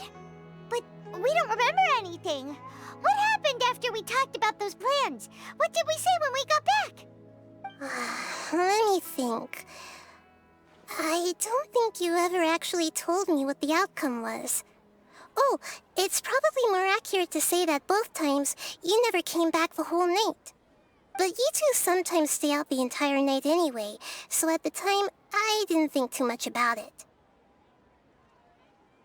It is true that sometimes we lose track of time during our investigations.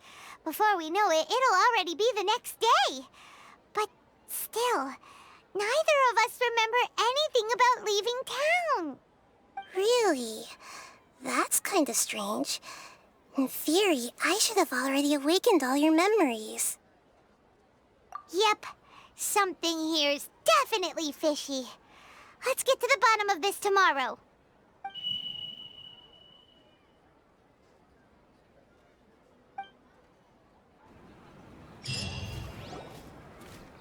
Our memories are back!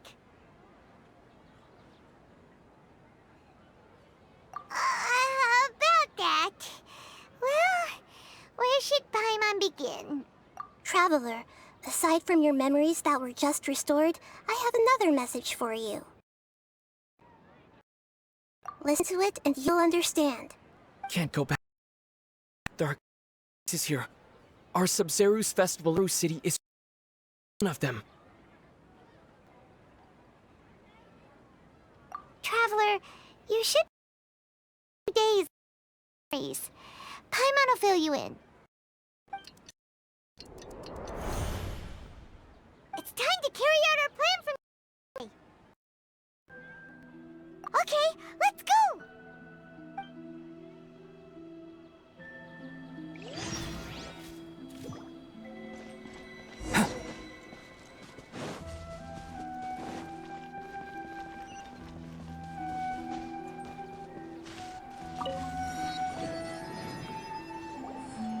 Why can't we leave the city?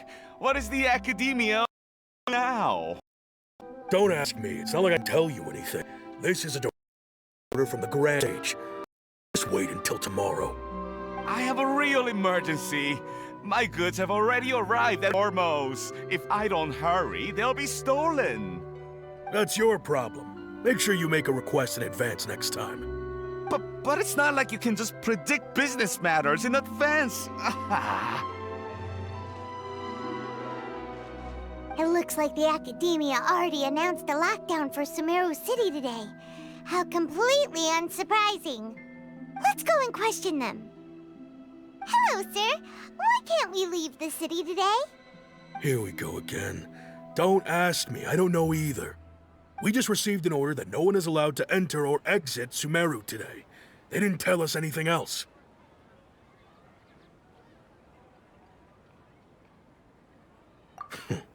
Angering me won't get you anywhere. If I had that kind of insider info, I would have left this stupid post long ago. It looks like he really doesn't know.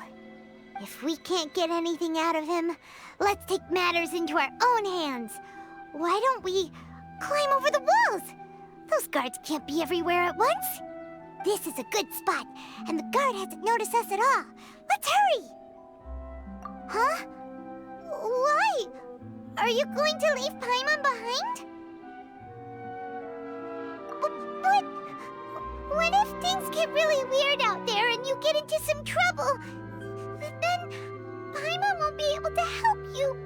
Oh, Paimon knows that Paimon can't do much, but we've always been together, haven't we? Okay. Paimon will you. Promise Paimon that you'll as soon as possible. Just a quick look.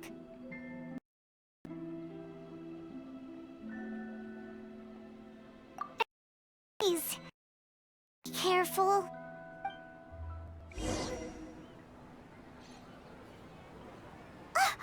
Memories! Traveler!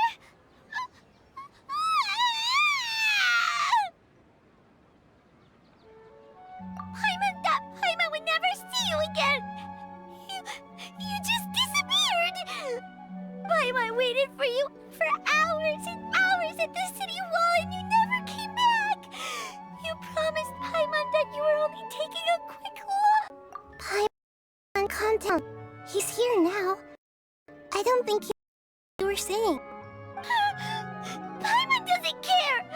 Paimon wanted to go look for you, but you also said that Paimon should stay! Paimon was so worried and so scared the entire day!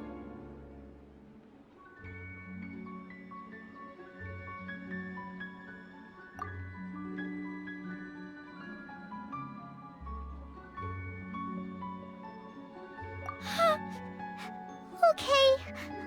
Paimon will forgive you. The most important thing is that you didn't actually disappear.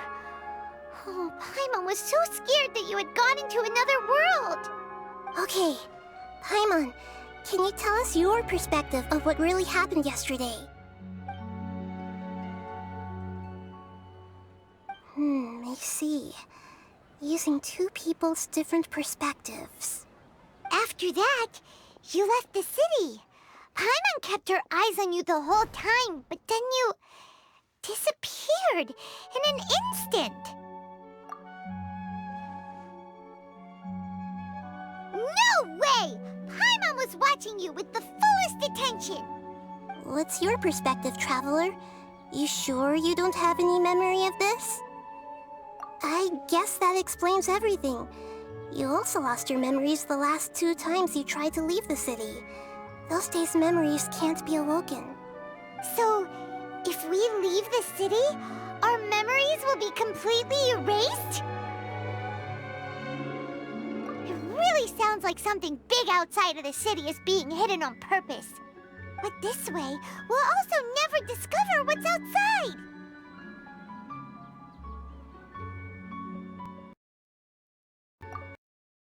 Like a message?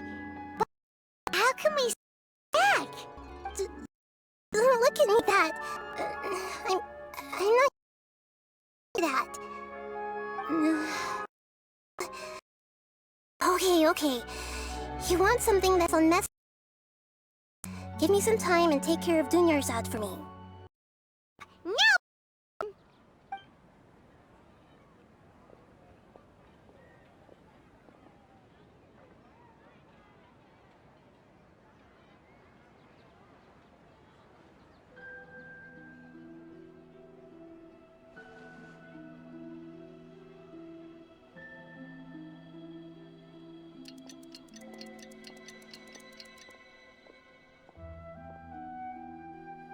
No!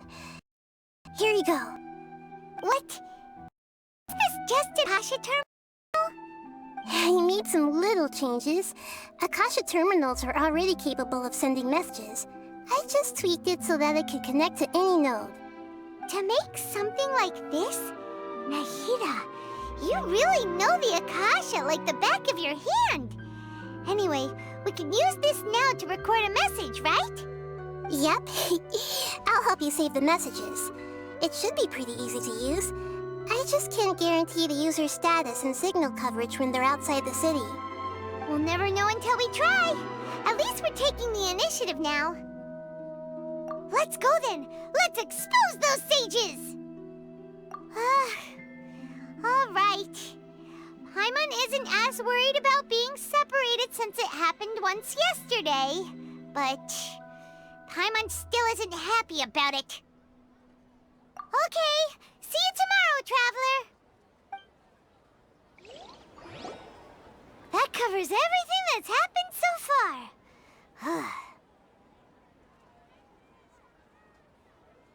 Yes, although the signal was choppy and had some interference, we still managed to receive 2 messages from you when you were outside. Okay, now that you understand what's going on, let's hear the messages together.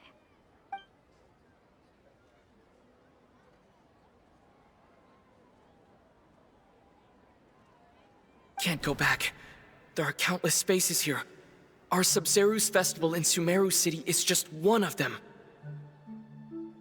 I've entered another space. Before me are flowing sandstone and howling fish. Impossible and surreal sights. These empty, except for the occasional ones that contain puppets. I can't sense any human.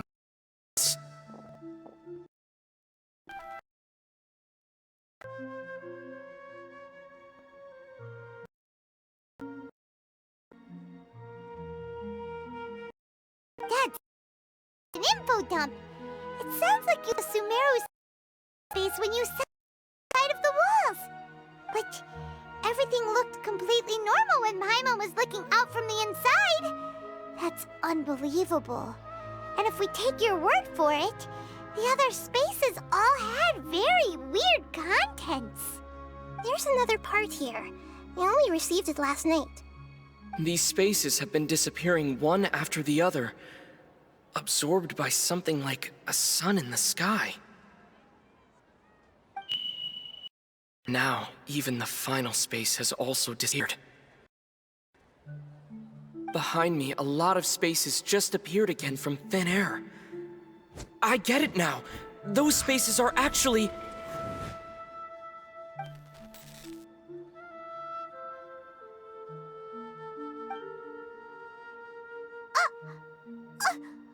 Why did the message end right there?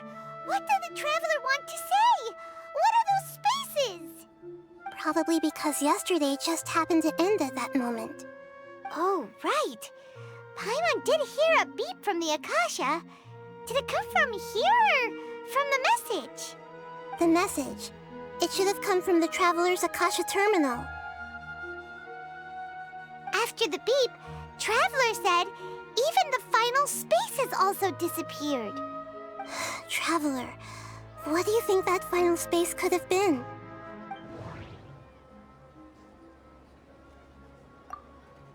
All the bizarre spaces I saw outside the city had one thing in common: a lack of human presence.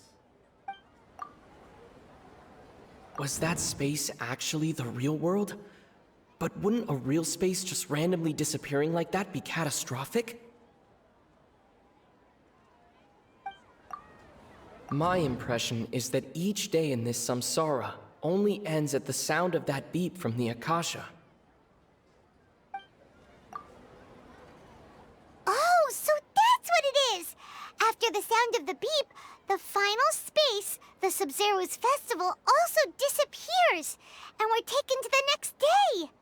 Later on, Traveler also mentioned a bunch of new spaces materializing behind them. Do lots of new spaces appear every day? Paimon's head is spinning. Just what are these spaces anyhow? Well, consider this. For all the horrors of the Archon War, at its heart, it was just a bunch of gods for 7 seats. So no matter how strangers look on the surface, maybe all they in the end is all and simple secret. Wow, the Archon War, huh? It's an analogy.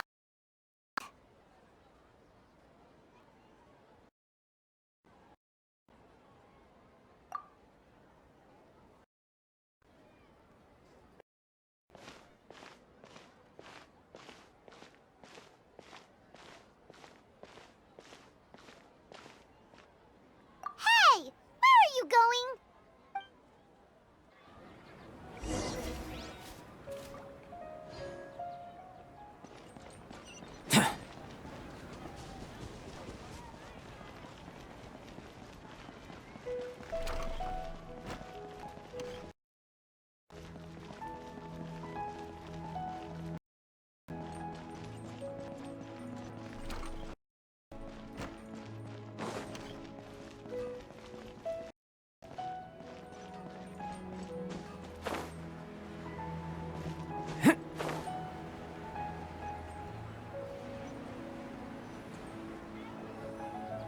Do you want some alone time to think? Alright then, Paimon won't disturb you.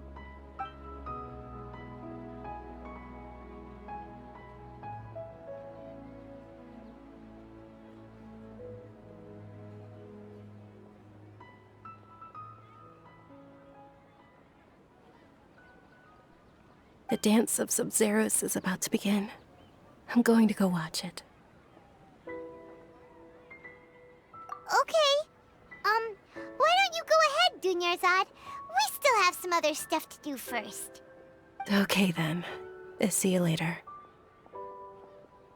Have you figured it out yet, Traveler? Time is ticking away. Awesome! What is it? Paimon wants to know. Oh, wait, no. Let's meet up with Nahida first.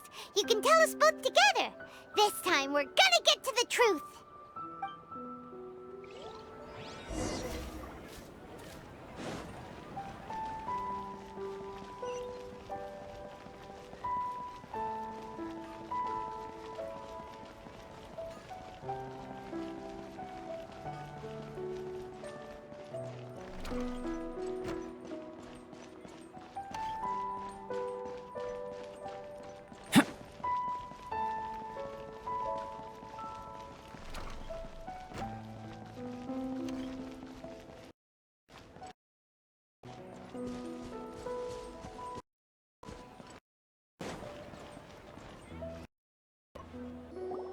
You're back! I've been waiting for... Judging by the looks on your faces, are you serious exam and graduate from the fest?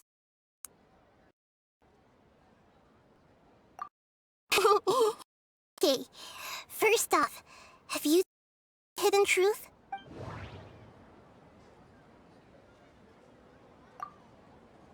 Okay, Nahida said the Akasha relies on the power of a gnosis to operate, as it is the manifestation of the God of Wisdom's power. It compiles the wisdom of the entire populace, and it grants knowledge to the people.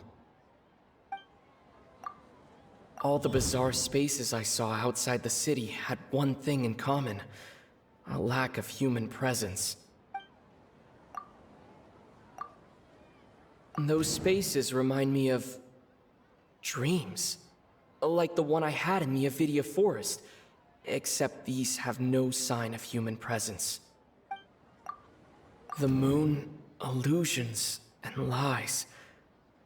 What do they all mean?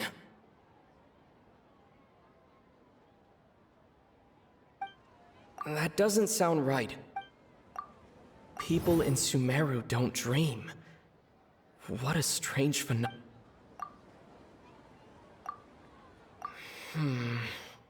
I can't seem to cohesively piece everything together.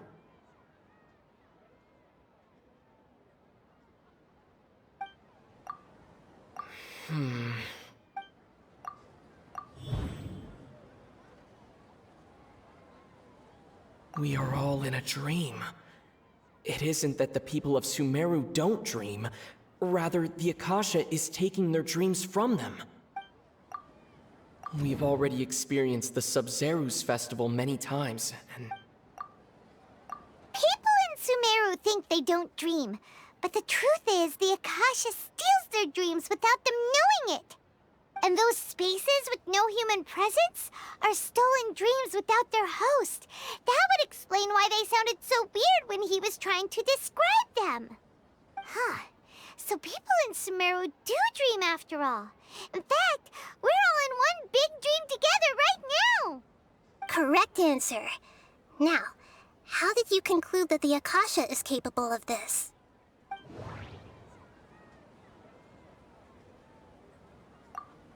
It is the manifestation of the God of Wisdom. The Akasha relies on the power of a gnosis.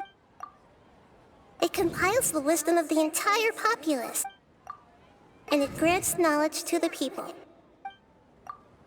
That doesn't sound right. That doesn't sound... Oh, okay. Those dream-controlling creatures in the forest also get their power from the Dendro Archon, right? That would explain why the Akasha has the ability to control people's dreams, too. But is stealing everyone's dreams really... Isn't there anything more to it than that? Fantastical, complex, and full of imagination. Brains are most active when they're dreaming. In other words, dreams are rich bundles of wisdom. So in other words, the complete opposite of how understood. I remember hearing that the sages think dreams are food illusions. The fact that no one dreams is a blessing from Greater Lord Rukkhadevata. So it was all a dirty trick? The real story is that the sages from the Academia are using the Akasha to steal people's dreams for their own use, huh? Oh? By the sounds of it, you understand the current situation pretty well. So then, what about the Samsara? We've already experienced the Sub-Zerus festival many times, and... my mind feels exhausted. The Grand Sage said, "Go celebrate the birth of that god to your heart's..." Those spaces kept disappearing before my eyes. But as soon as that beep sounded, many more spaces materialized. The beep is a prompt tone for Akasha operations. We still hear it. Those dreamscapes kept vanishing, but as soon as that beep sounded, more new spaces appeared.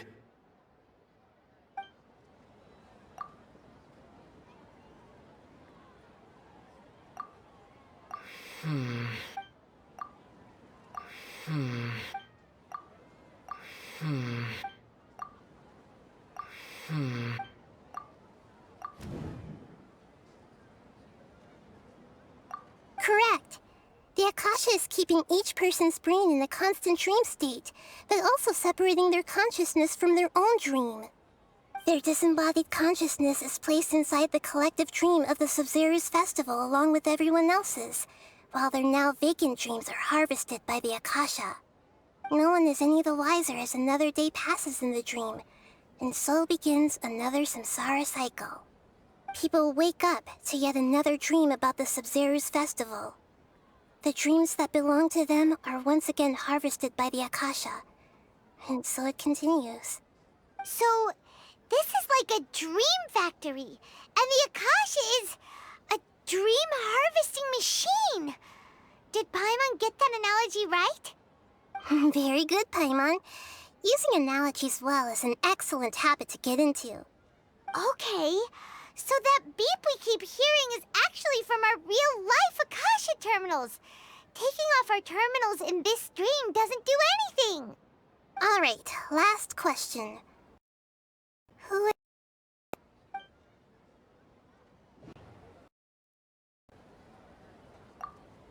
They say that our divination is the Dendro Archon's divine revelation.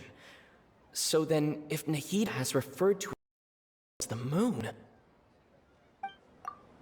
Now that I think about it, wasn't illusions a hint that we're all true? Now that I think... Wasn't illusions hinting at the same... That doesn't sound right. Honest. I thought that one would be this question. That's why I put it last. That wasn't hard at all. Even Paimon guessed that. Everything about you is different. We just didn't want to expose you is all. Now that you mention it, Nahida, you've been hinting to us since the very beginning.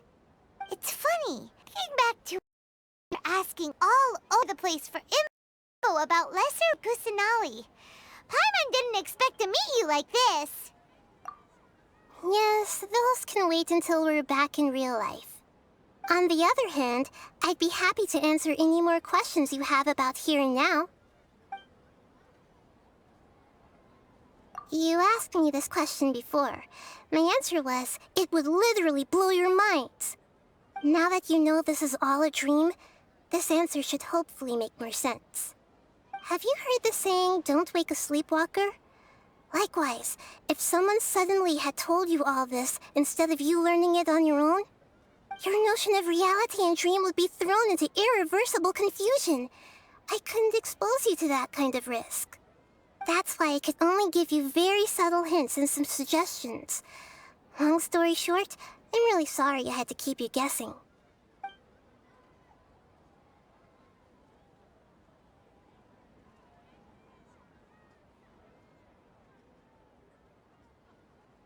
Firstly, this dream we're in is completely based on reality. People have already experienced this Sub-Zero's festival, so it would be very difficult for them to find anything that strikes them as surreal. Secondly, you're probably wondering why people don't have any memories from earlier samsara, right? That's because people don't remember their dreams most of the time anyway. And in any case, their actual dreams are being taken away from them by the Akasha. So whenever they wake up in this dream of the Sub-Zero's festival, they don't remember anything from their previous identical dream. That reminds Paimon. Traveler had a dream when we were in the Avidia forest, but couldn't see what it was about after waking up. Is that mean? Yes. Only after receiving the Dendro, gained the Dendro element's dream-enhancing power. Explains the feelings of deja vu. Meanwhile, everyone else has no idea that they Sarah, while their dreams are stolen from them over again.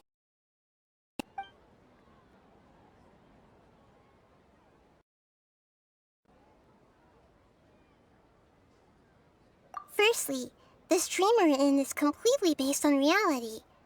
People have already experienced. Secondly, you're probably wondering why people don't. That's because people don't remember their dreams most of the time so whenever they wake up. That reminds Paimon. Traveler had a. Yes. Only after receiving the blessing of Dendro can a person gain the Dendro Meanwhile, Saving the people of Sumeru with no regard for safety. No matter what they're trying to do, this is unforgivable. After we Sub-Zero's festival Samsara, we have to look into them. How can the sages of the Academia do this behind their Archon's back? This is ridiculous! In the end, I'm just the moon. The real sun is long gone. A sun and a moon? Nahida's talking in riddles again. Oh, we're out of time today! I'll tell you how to break free of the Samsara tomorrow. See you then.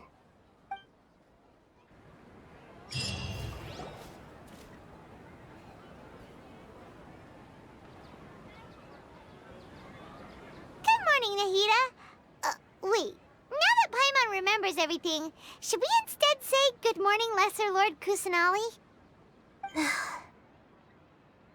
Hey! What's wrong, Nahida? You don't look too good. I'm afraid that what you're thinking right now is correct. Did Dunyarzad already disappear? No way! Are we too late? The real Dunyarzad's consciousness has indeed disappeared. It can no longer endure the constant dream harvesting. Paimon can't believe it. Wait, so what about that other Dunyarzad? Just what is she? Is she also going to disappear? She's actually something like a puppet, but not completely. The real Dunyarzad's consciousness could no longer keep playing her role in this dream. So another Dunyarzad appeared to place her in. Just like the grass and the trees, Zad is the building block of the dream that helps to keep it going. But personality was nothing like the real Dunyarzad. Are stiff and can't copy a living person's vitality. After all, they're just there. Speaking of which, the Dunyarzad too different from a puppet. Dunyarzad truly believes you in her consciousness. You who inspired her. So you do remember her after all. Yes. Back then, her family was overly protective of her. No one cared about her personality or thoughts. It was as if she only lived to stall her Elazar. I just gave her wisdom to look at life in a new way, so she could be her own person. But even so, she's still far from it. I'm still a long way off from being a real Archon. I couldn't even save her. If I were a competent Archon, I wouldn't have let my most faithful follower die at the Sub-Zero's festival with so many regrets. Please don't beat yourself up over it, Nahida. It's the sage's fault, and theirs alone. I'm not beating myself up. All I did was to rationally observe the distance between myself and a real Archon. Don't be like that, Nahida. Even real Archons are still allowed to be sad.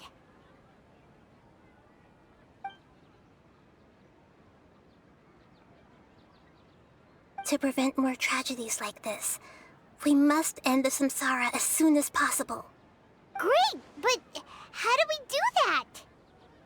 Although the Sub-Zero's festival dream is under the Akasha's control, only humans can dream.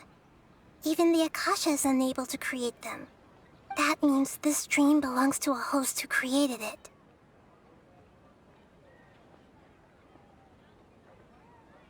Huh? So, how should we find that person? Well, if this is someone's dream, then everything here must come from deep within their consciousness. Which means, with the power of imagination, they can change anything in this dream.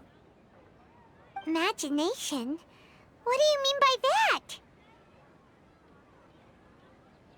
Imagination means breaking through what you perceive as normal. Like when the server at the tavern brings a we assume food is on it. However, if you're the host and you become aware that you're dreaming, when you imagine more on the dream will respond in kind, and the server will bring you gold and mora. But right now, our host is unaware that this is a dream. No matter how many times they're served, it will always be food. Find some way to make that person realize that they're dreaming. Usually, once that happens, the person will wake up and the dream samsara will be broken. How are we going to find them, though? If it could be anyone, it'd be like looking for a needle in a haystack. And even if we did find them, how are we supposed to make them realize they're dreaming? After all, like I said, don't wake a sleepwalker. It's extremely difficult, yes.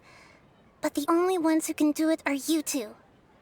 Remember, everything you've achieved up to this point has all been for the sake of finding the host and ending the samsara.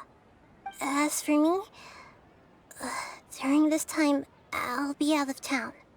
Out of town? Are you going to that place full of dreams where the traveler went?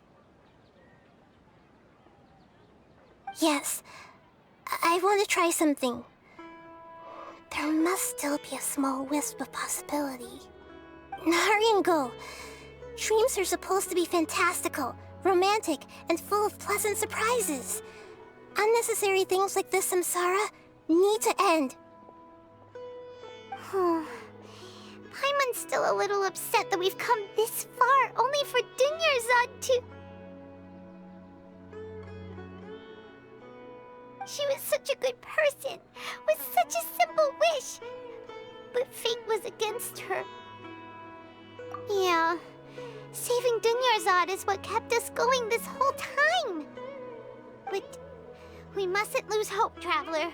Dunyarzad would definitely want to see us save everyone else. So let's break the samsara for her sake. Paimon's wondering, do you think the sages would get one of their own to be the host of this dream? Feels like it would be easier to control it that way, no?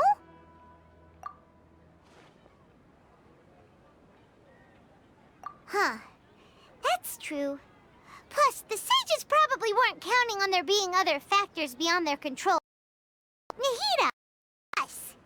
So, what do you think the host is?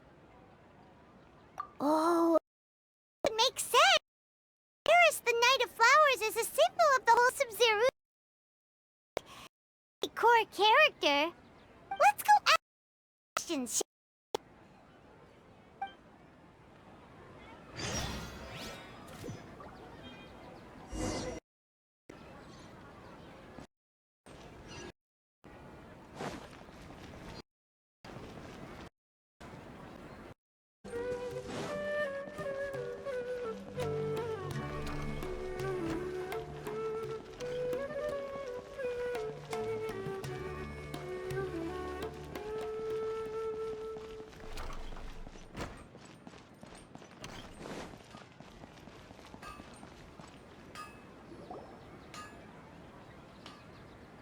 You're back. You left in a hurry last time. Is everything okay?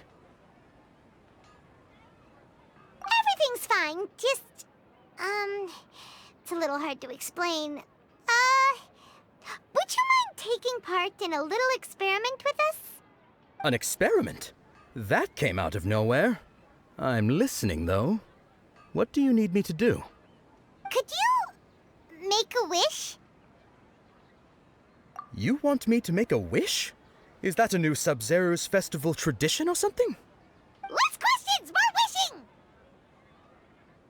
wishing! Okay. My wish. Okay. I'm a little nervous saying this out loud, but I want Miss Dunyarzad to be happy. Oh. I noticed earlier that she looked a bit down, and she wasn't really talking to anyone. She just doesn't seem like herself. She's always so gentle and kind, and all the kids love her. I've also wondered if the reason she asked me to be Fairest Knight of Flowers is because I'm special to her, or something. So, you have a crush on Dunyarzad? Oh, is it that obvious? After what I just said, I guess it is. When she placed the hat of the Knight of Flowers onto my head, she said to me, "I want everyone to have a happy Sub-Zero's festival." What she didn't realize was that I'm not that interested in how everyone else feels. In that moment, I just wanted to be her Knight of Flowers for the rest of my life. 50 years? 100 years? I'll serve her till the end of time. Okay, yeah, that was a bit much. Felt like the right moment to get it off my chest, but that was pretty embarrassing. Okay, I'm ready to make my wish. I would like Miss Dunyarzad to appear in front of me right now with a smile on her face. Here goes. Please come true.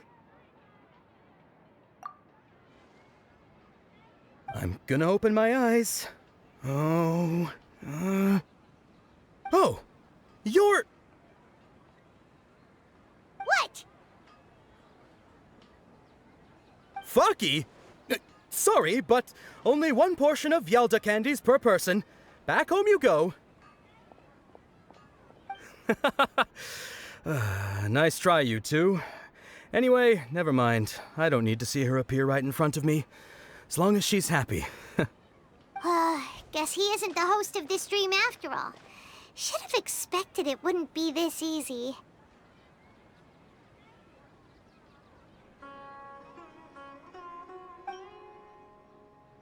It seems like everyone who knows Dunyarzad loves her, but none of them has any idea that she...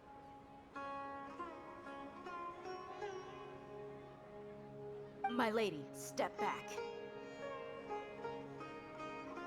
That sounds like Dia! Oh, right. This is when Dunyarzad bumps into the kidnappers. Huh? But Dia can handle them! Hey, Traveler!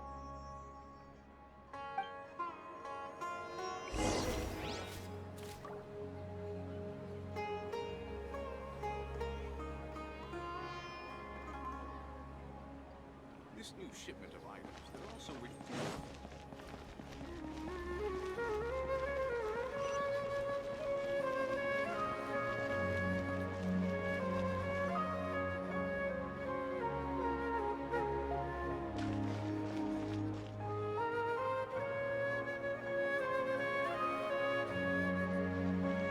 Oh, it's you. Great timing. Please take... Hey, this is my job. The homie Yannis pay me, not you. Fine, alright. Knock yourself out. Why are you so worked up anyway? It's not like I don't trust your fighting skills. Anyway, watch yourself.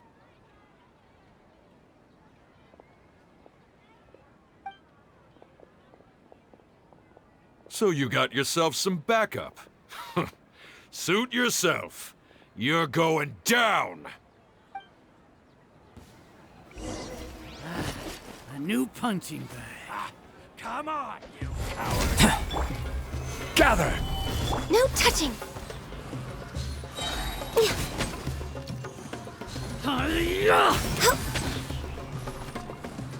Need more. You want us?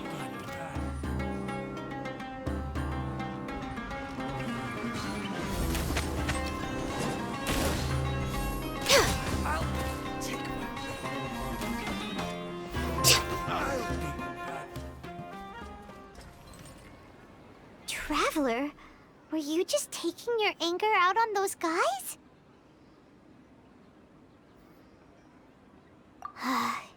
You and Nahida both. Dunyarzad wouldn't want to see you two like this. Oh, and speaking of her, Paimon just remembered something. Remember how during the first Sub-Zero's festival, before the Samsara started, we came here with Dunyarzad because she wanted to pick something up? She said it was because she had forgotten something. Okay, so Paimon's memory is working so far. Anyway, Paimon also remembers that she is staying somewhere around here. She pointed it out to us the night before the Sub-Zero's festival. Yeah, even if it's only a tiny clue, it'll probably still help us more than this needle in a haystack search.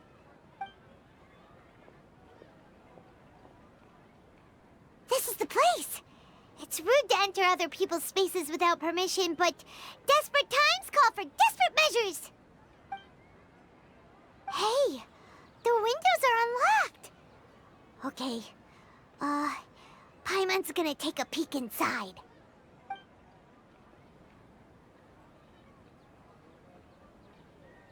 This was only a temporary residence, so there was pretty much nothing inside except this book on the table.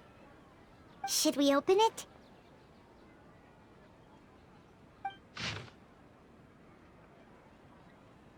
Wow. Dunyarzad wrote all of this. Sounds like she was always thinking of us even while we were away.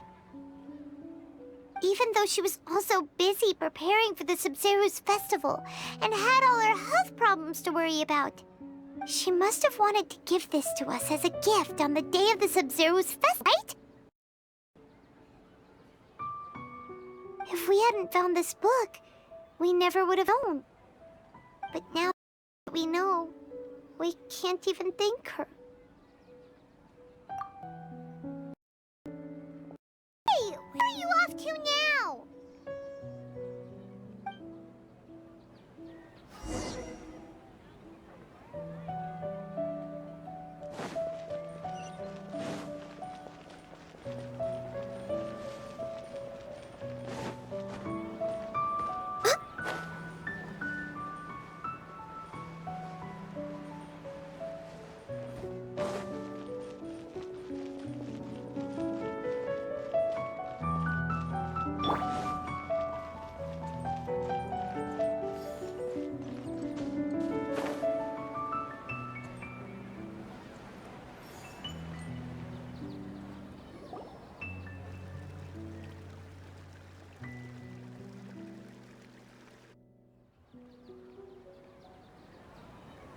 It's Dunyarzad's puppet.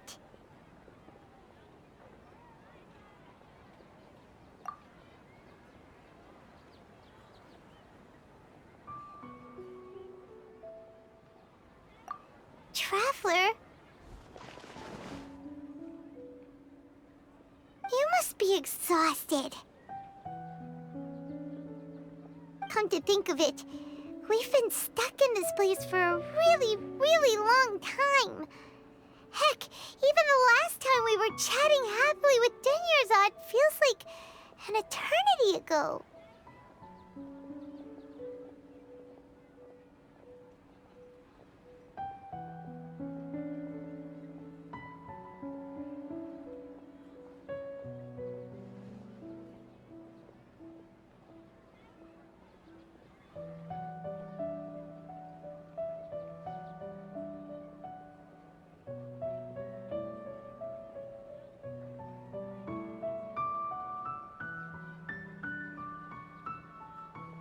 Paimon still remembers when we were sitting here, and the way her eyes sparkled when she talked about Nilu's Dance of Sub-Zeros.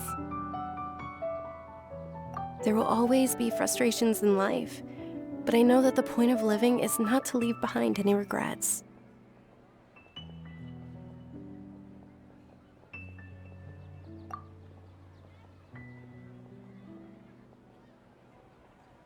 That was what the real Dunyarzad said, wasn't it? Does that mean...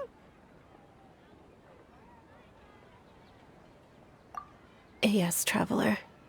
What is it? Oh, so she's still just a puppet. But just now, how come... What? Where are we going this time?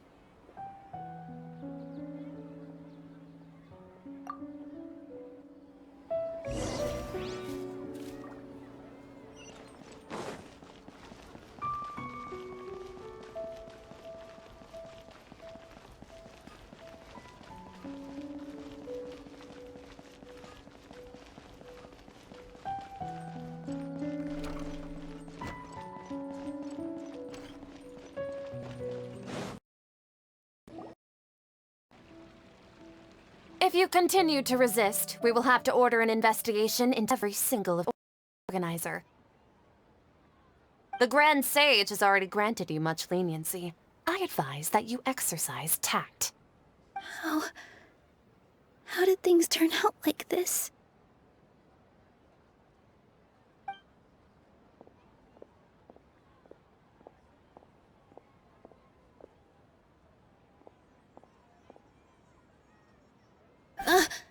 Traveler?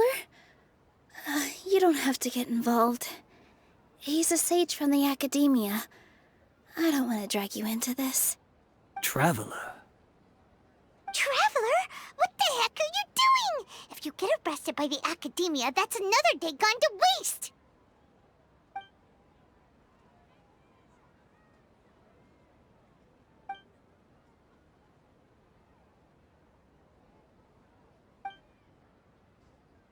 Wait, they're not reacting. Have they been scared stiff? Oh, of course! If this is the Sage's plan, they wouldn't put themselves through this. So they're just substitutes. What is this? What happened to the Grand Sage and his entourage?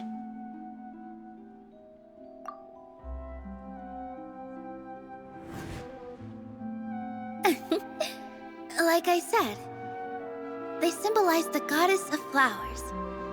It's just a shame that all the real Padisaras went extinct after her death. Yes. The Greater Lord brought forth new Padisaras in memory of the goddess of flowers. But she ultimately could never truly replicate that beautiful shade of purple.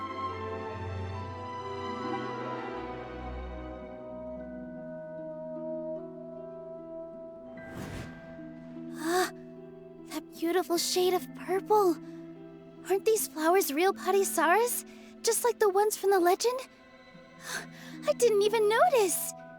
Dunyarzad, did you find these?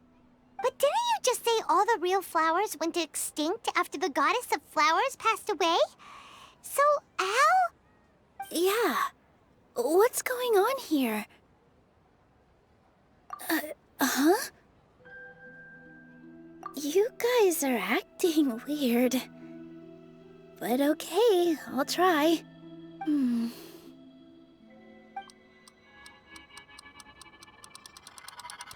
Hey!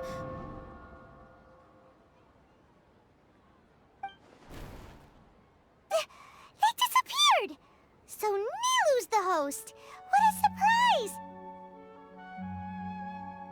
Purple Padisaras don't exist in the real world anymore.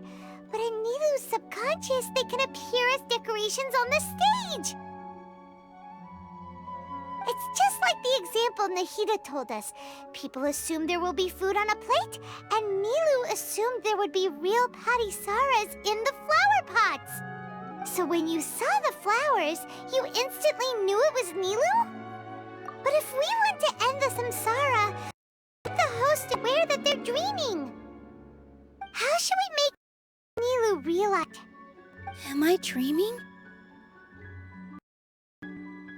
Huh? So I'm right.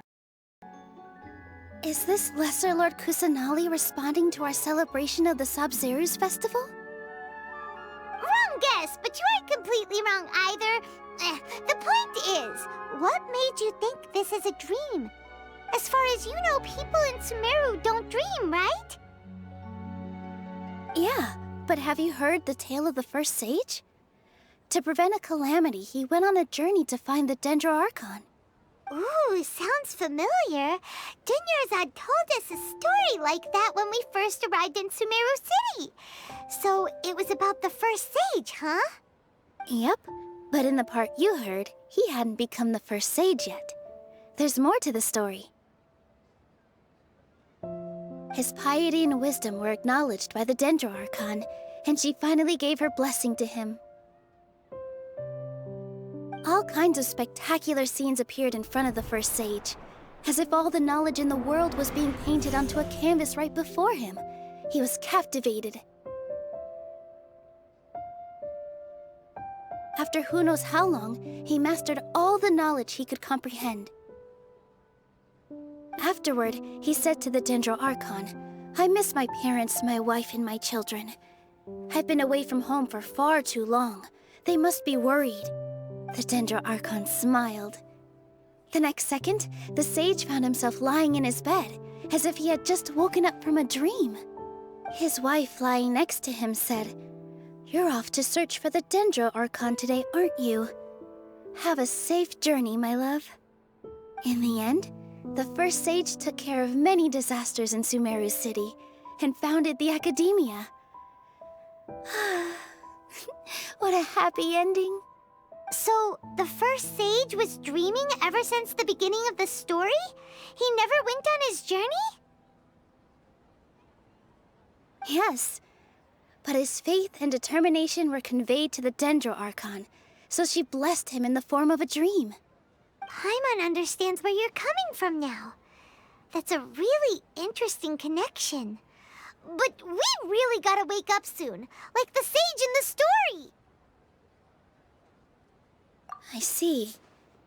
Well, it just so happens that today's Sub-Zero's festival is almost over, too.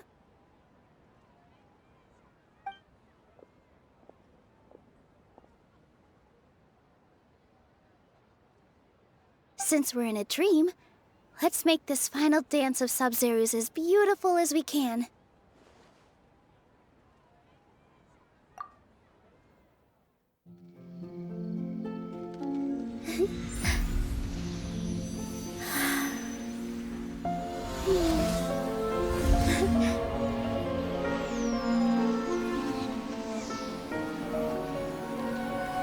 The wait is over, everyone.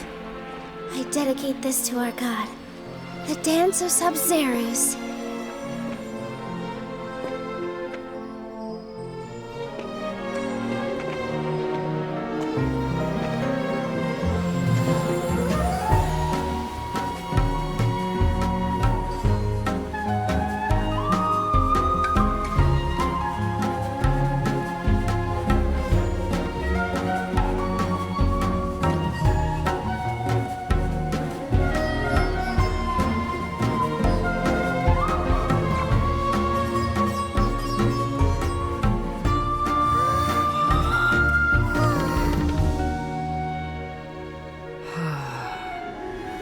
I'd be lying if I said I had no regrets. I would have loved to see Nilou's dance.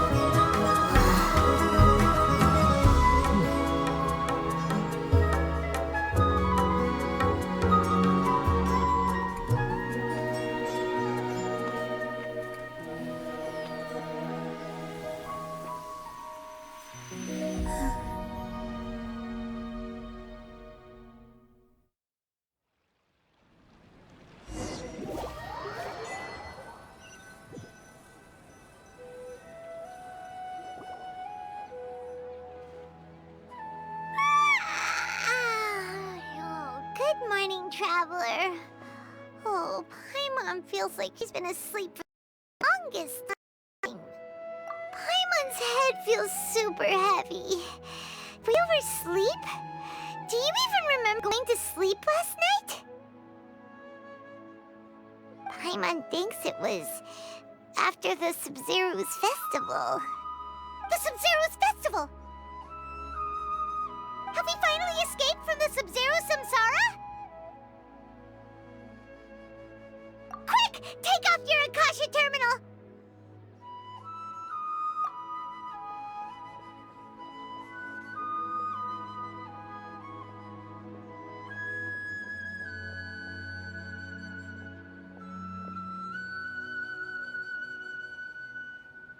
She's not in her room. What happened? Huh? What usual spot?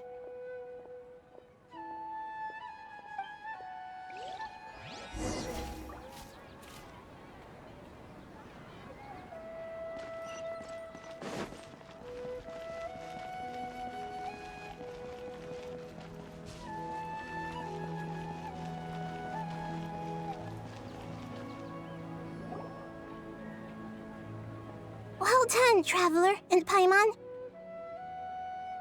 And thank you, Dunyarzad, for organizing the Sub-Zero's festival for me. I'm sorry, who are... Dunyarzad! You're okay! Oh, don't scare us like that! Oh, Traveler Paimon. I have something amazing to tell you. I just had a dream, and I saw Nilou performing the dance of Sub-Zero's.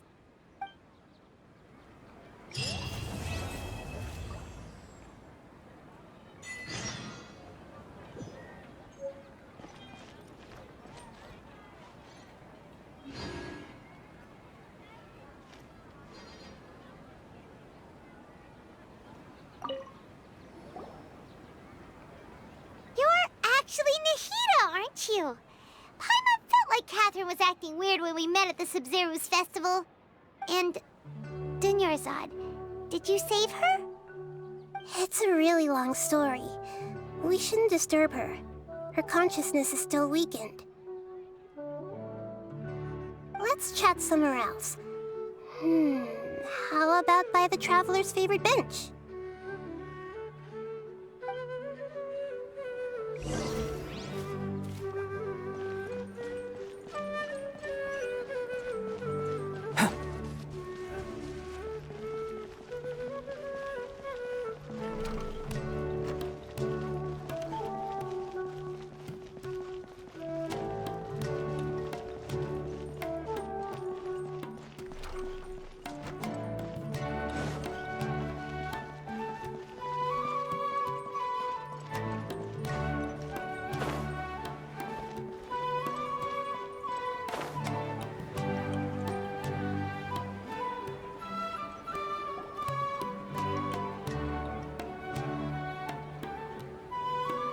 Let's talk about Dunyarzad first. To relief that she's all right. After we parted on the last day of the Cruise Festival, I left the city and saw what the Traveler had described. The cat. I found one that was growing fainter and fainter. This proved my suspicion. Once Dunyarzad could no longer be Akasha harvesting her dreams, her consciousness began to dissipate. Also meant the Akasha's control. Such a small consciousness, very low, it will return to its original dream, where both will gradually fade until they completely disappear. I used all the power I had to keep her dying dream alive as long as possible, but it still wouldn't have lasted for much longer if it hadn't been for you two breaking the samsara. So it looks like we did manage to save Dunyarzad in the end. And not a moment too soon. Huh? Why are you two smiling so happily? I thought you'd be so moved that you'd start crying. I need to spend more time observing human emotions. Both are fine. Everyone reacts differently. All right. You two must have a lot of other questions for me, right? After all, you saved my faithful believer. As your reward, I will answer any and all questions. There's never been any big problems with the Academia's governance of Sumeru. This is the first time I've seen them step out of line. I wonder what caused them to go down this path, and what they hope to achieve. Even though the city's residents haven't noticed anything strange, if the Traveler hadn't broken the Sub-Zero's samsara, the situation could have become dire. I tried to do some investigating in the Akasha, but I couldn't find anything suspicious. And all the people of interest seem to purposely avoid wearing their Akasha terminals. I think they're deliberately trying to hide something. Oh, that reminds Paimon. In Gandharvaville, there was a sage who had invited Kainari to join some kind of project. Could it be related?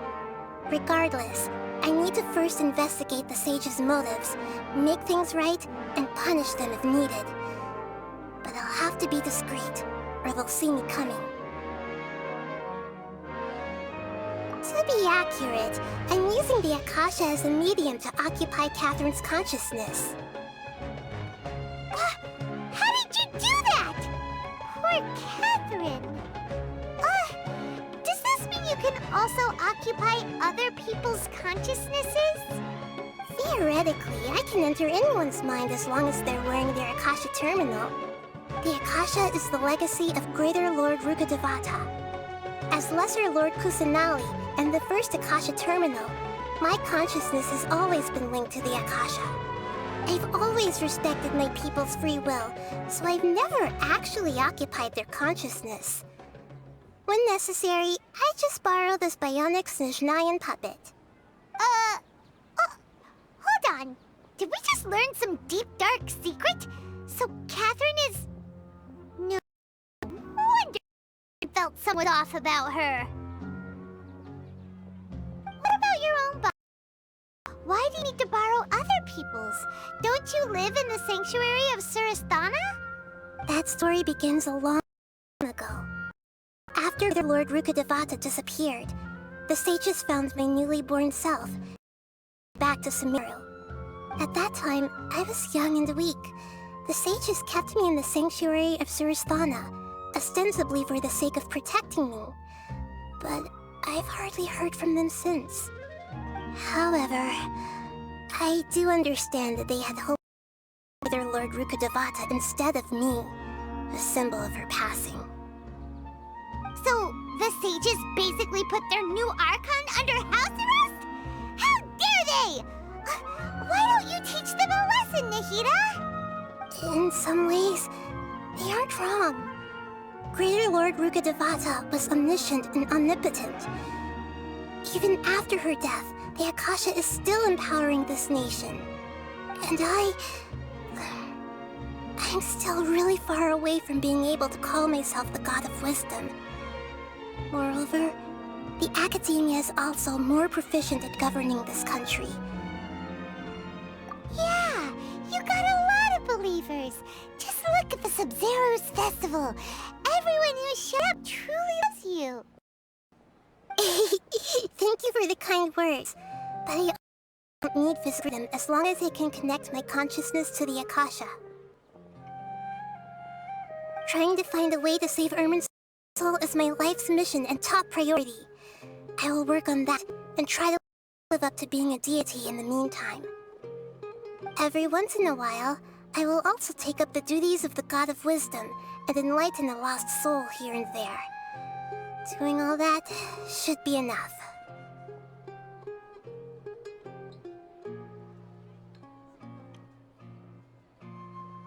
You mean how the Akasha stops you from having dreams? Yeah, it's been such a long time. No one's noticed something's up? It's not that no one noticed. It's more like no one cared. Ultimately, it's all rooted in the sage's misdirection. Misdirection? The sages convinced everyone to believe that being unable to dream is a sign of rationality and wisdom. Not dreaming is a badge of honor in Sumeru, even if the truth is that their dreams are being reaped by the Akasha. With their propaganda in place, the sages can maximize their use of the Akasha to facilitate their research.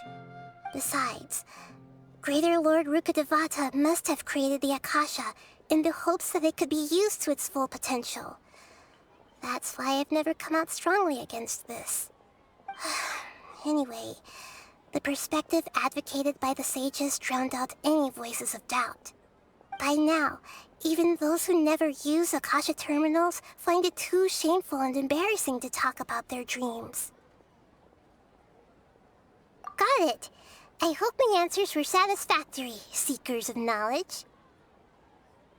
To be honest, maintaining Dunyarzad's fading dream took a lot of mental energy.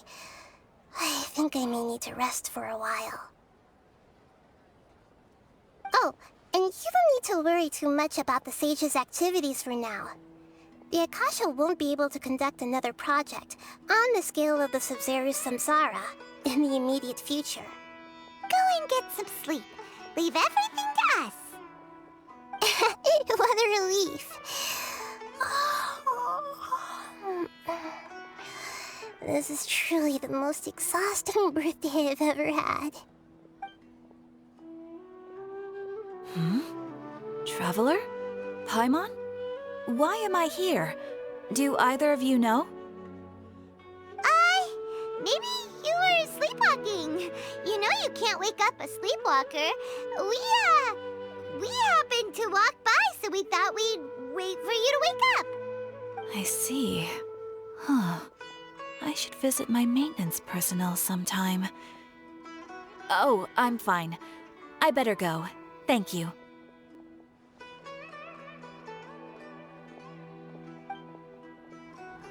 We've spent quite some time in Sumeru City, but ever since we last said goodbye to Lesser Lord Kusanali, we haven't heard anything from her. Oh, we can't just keep waiting around like this. Let's go find Catherine and pick up some work so we can at least keep ourselves busy.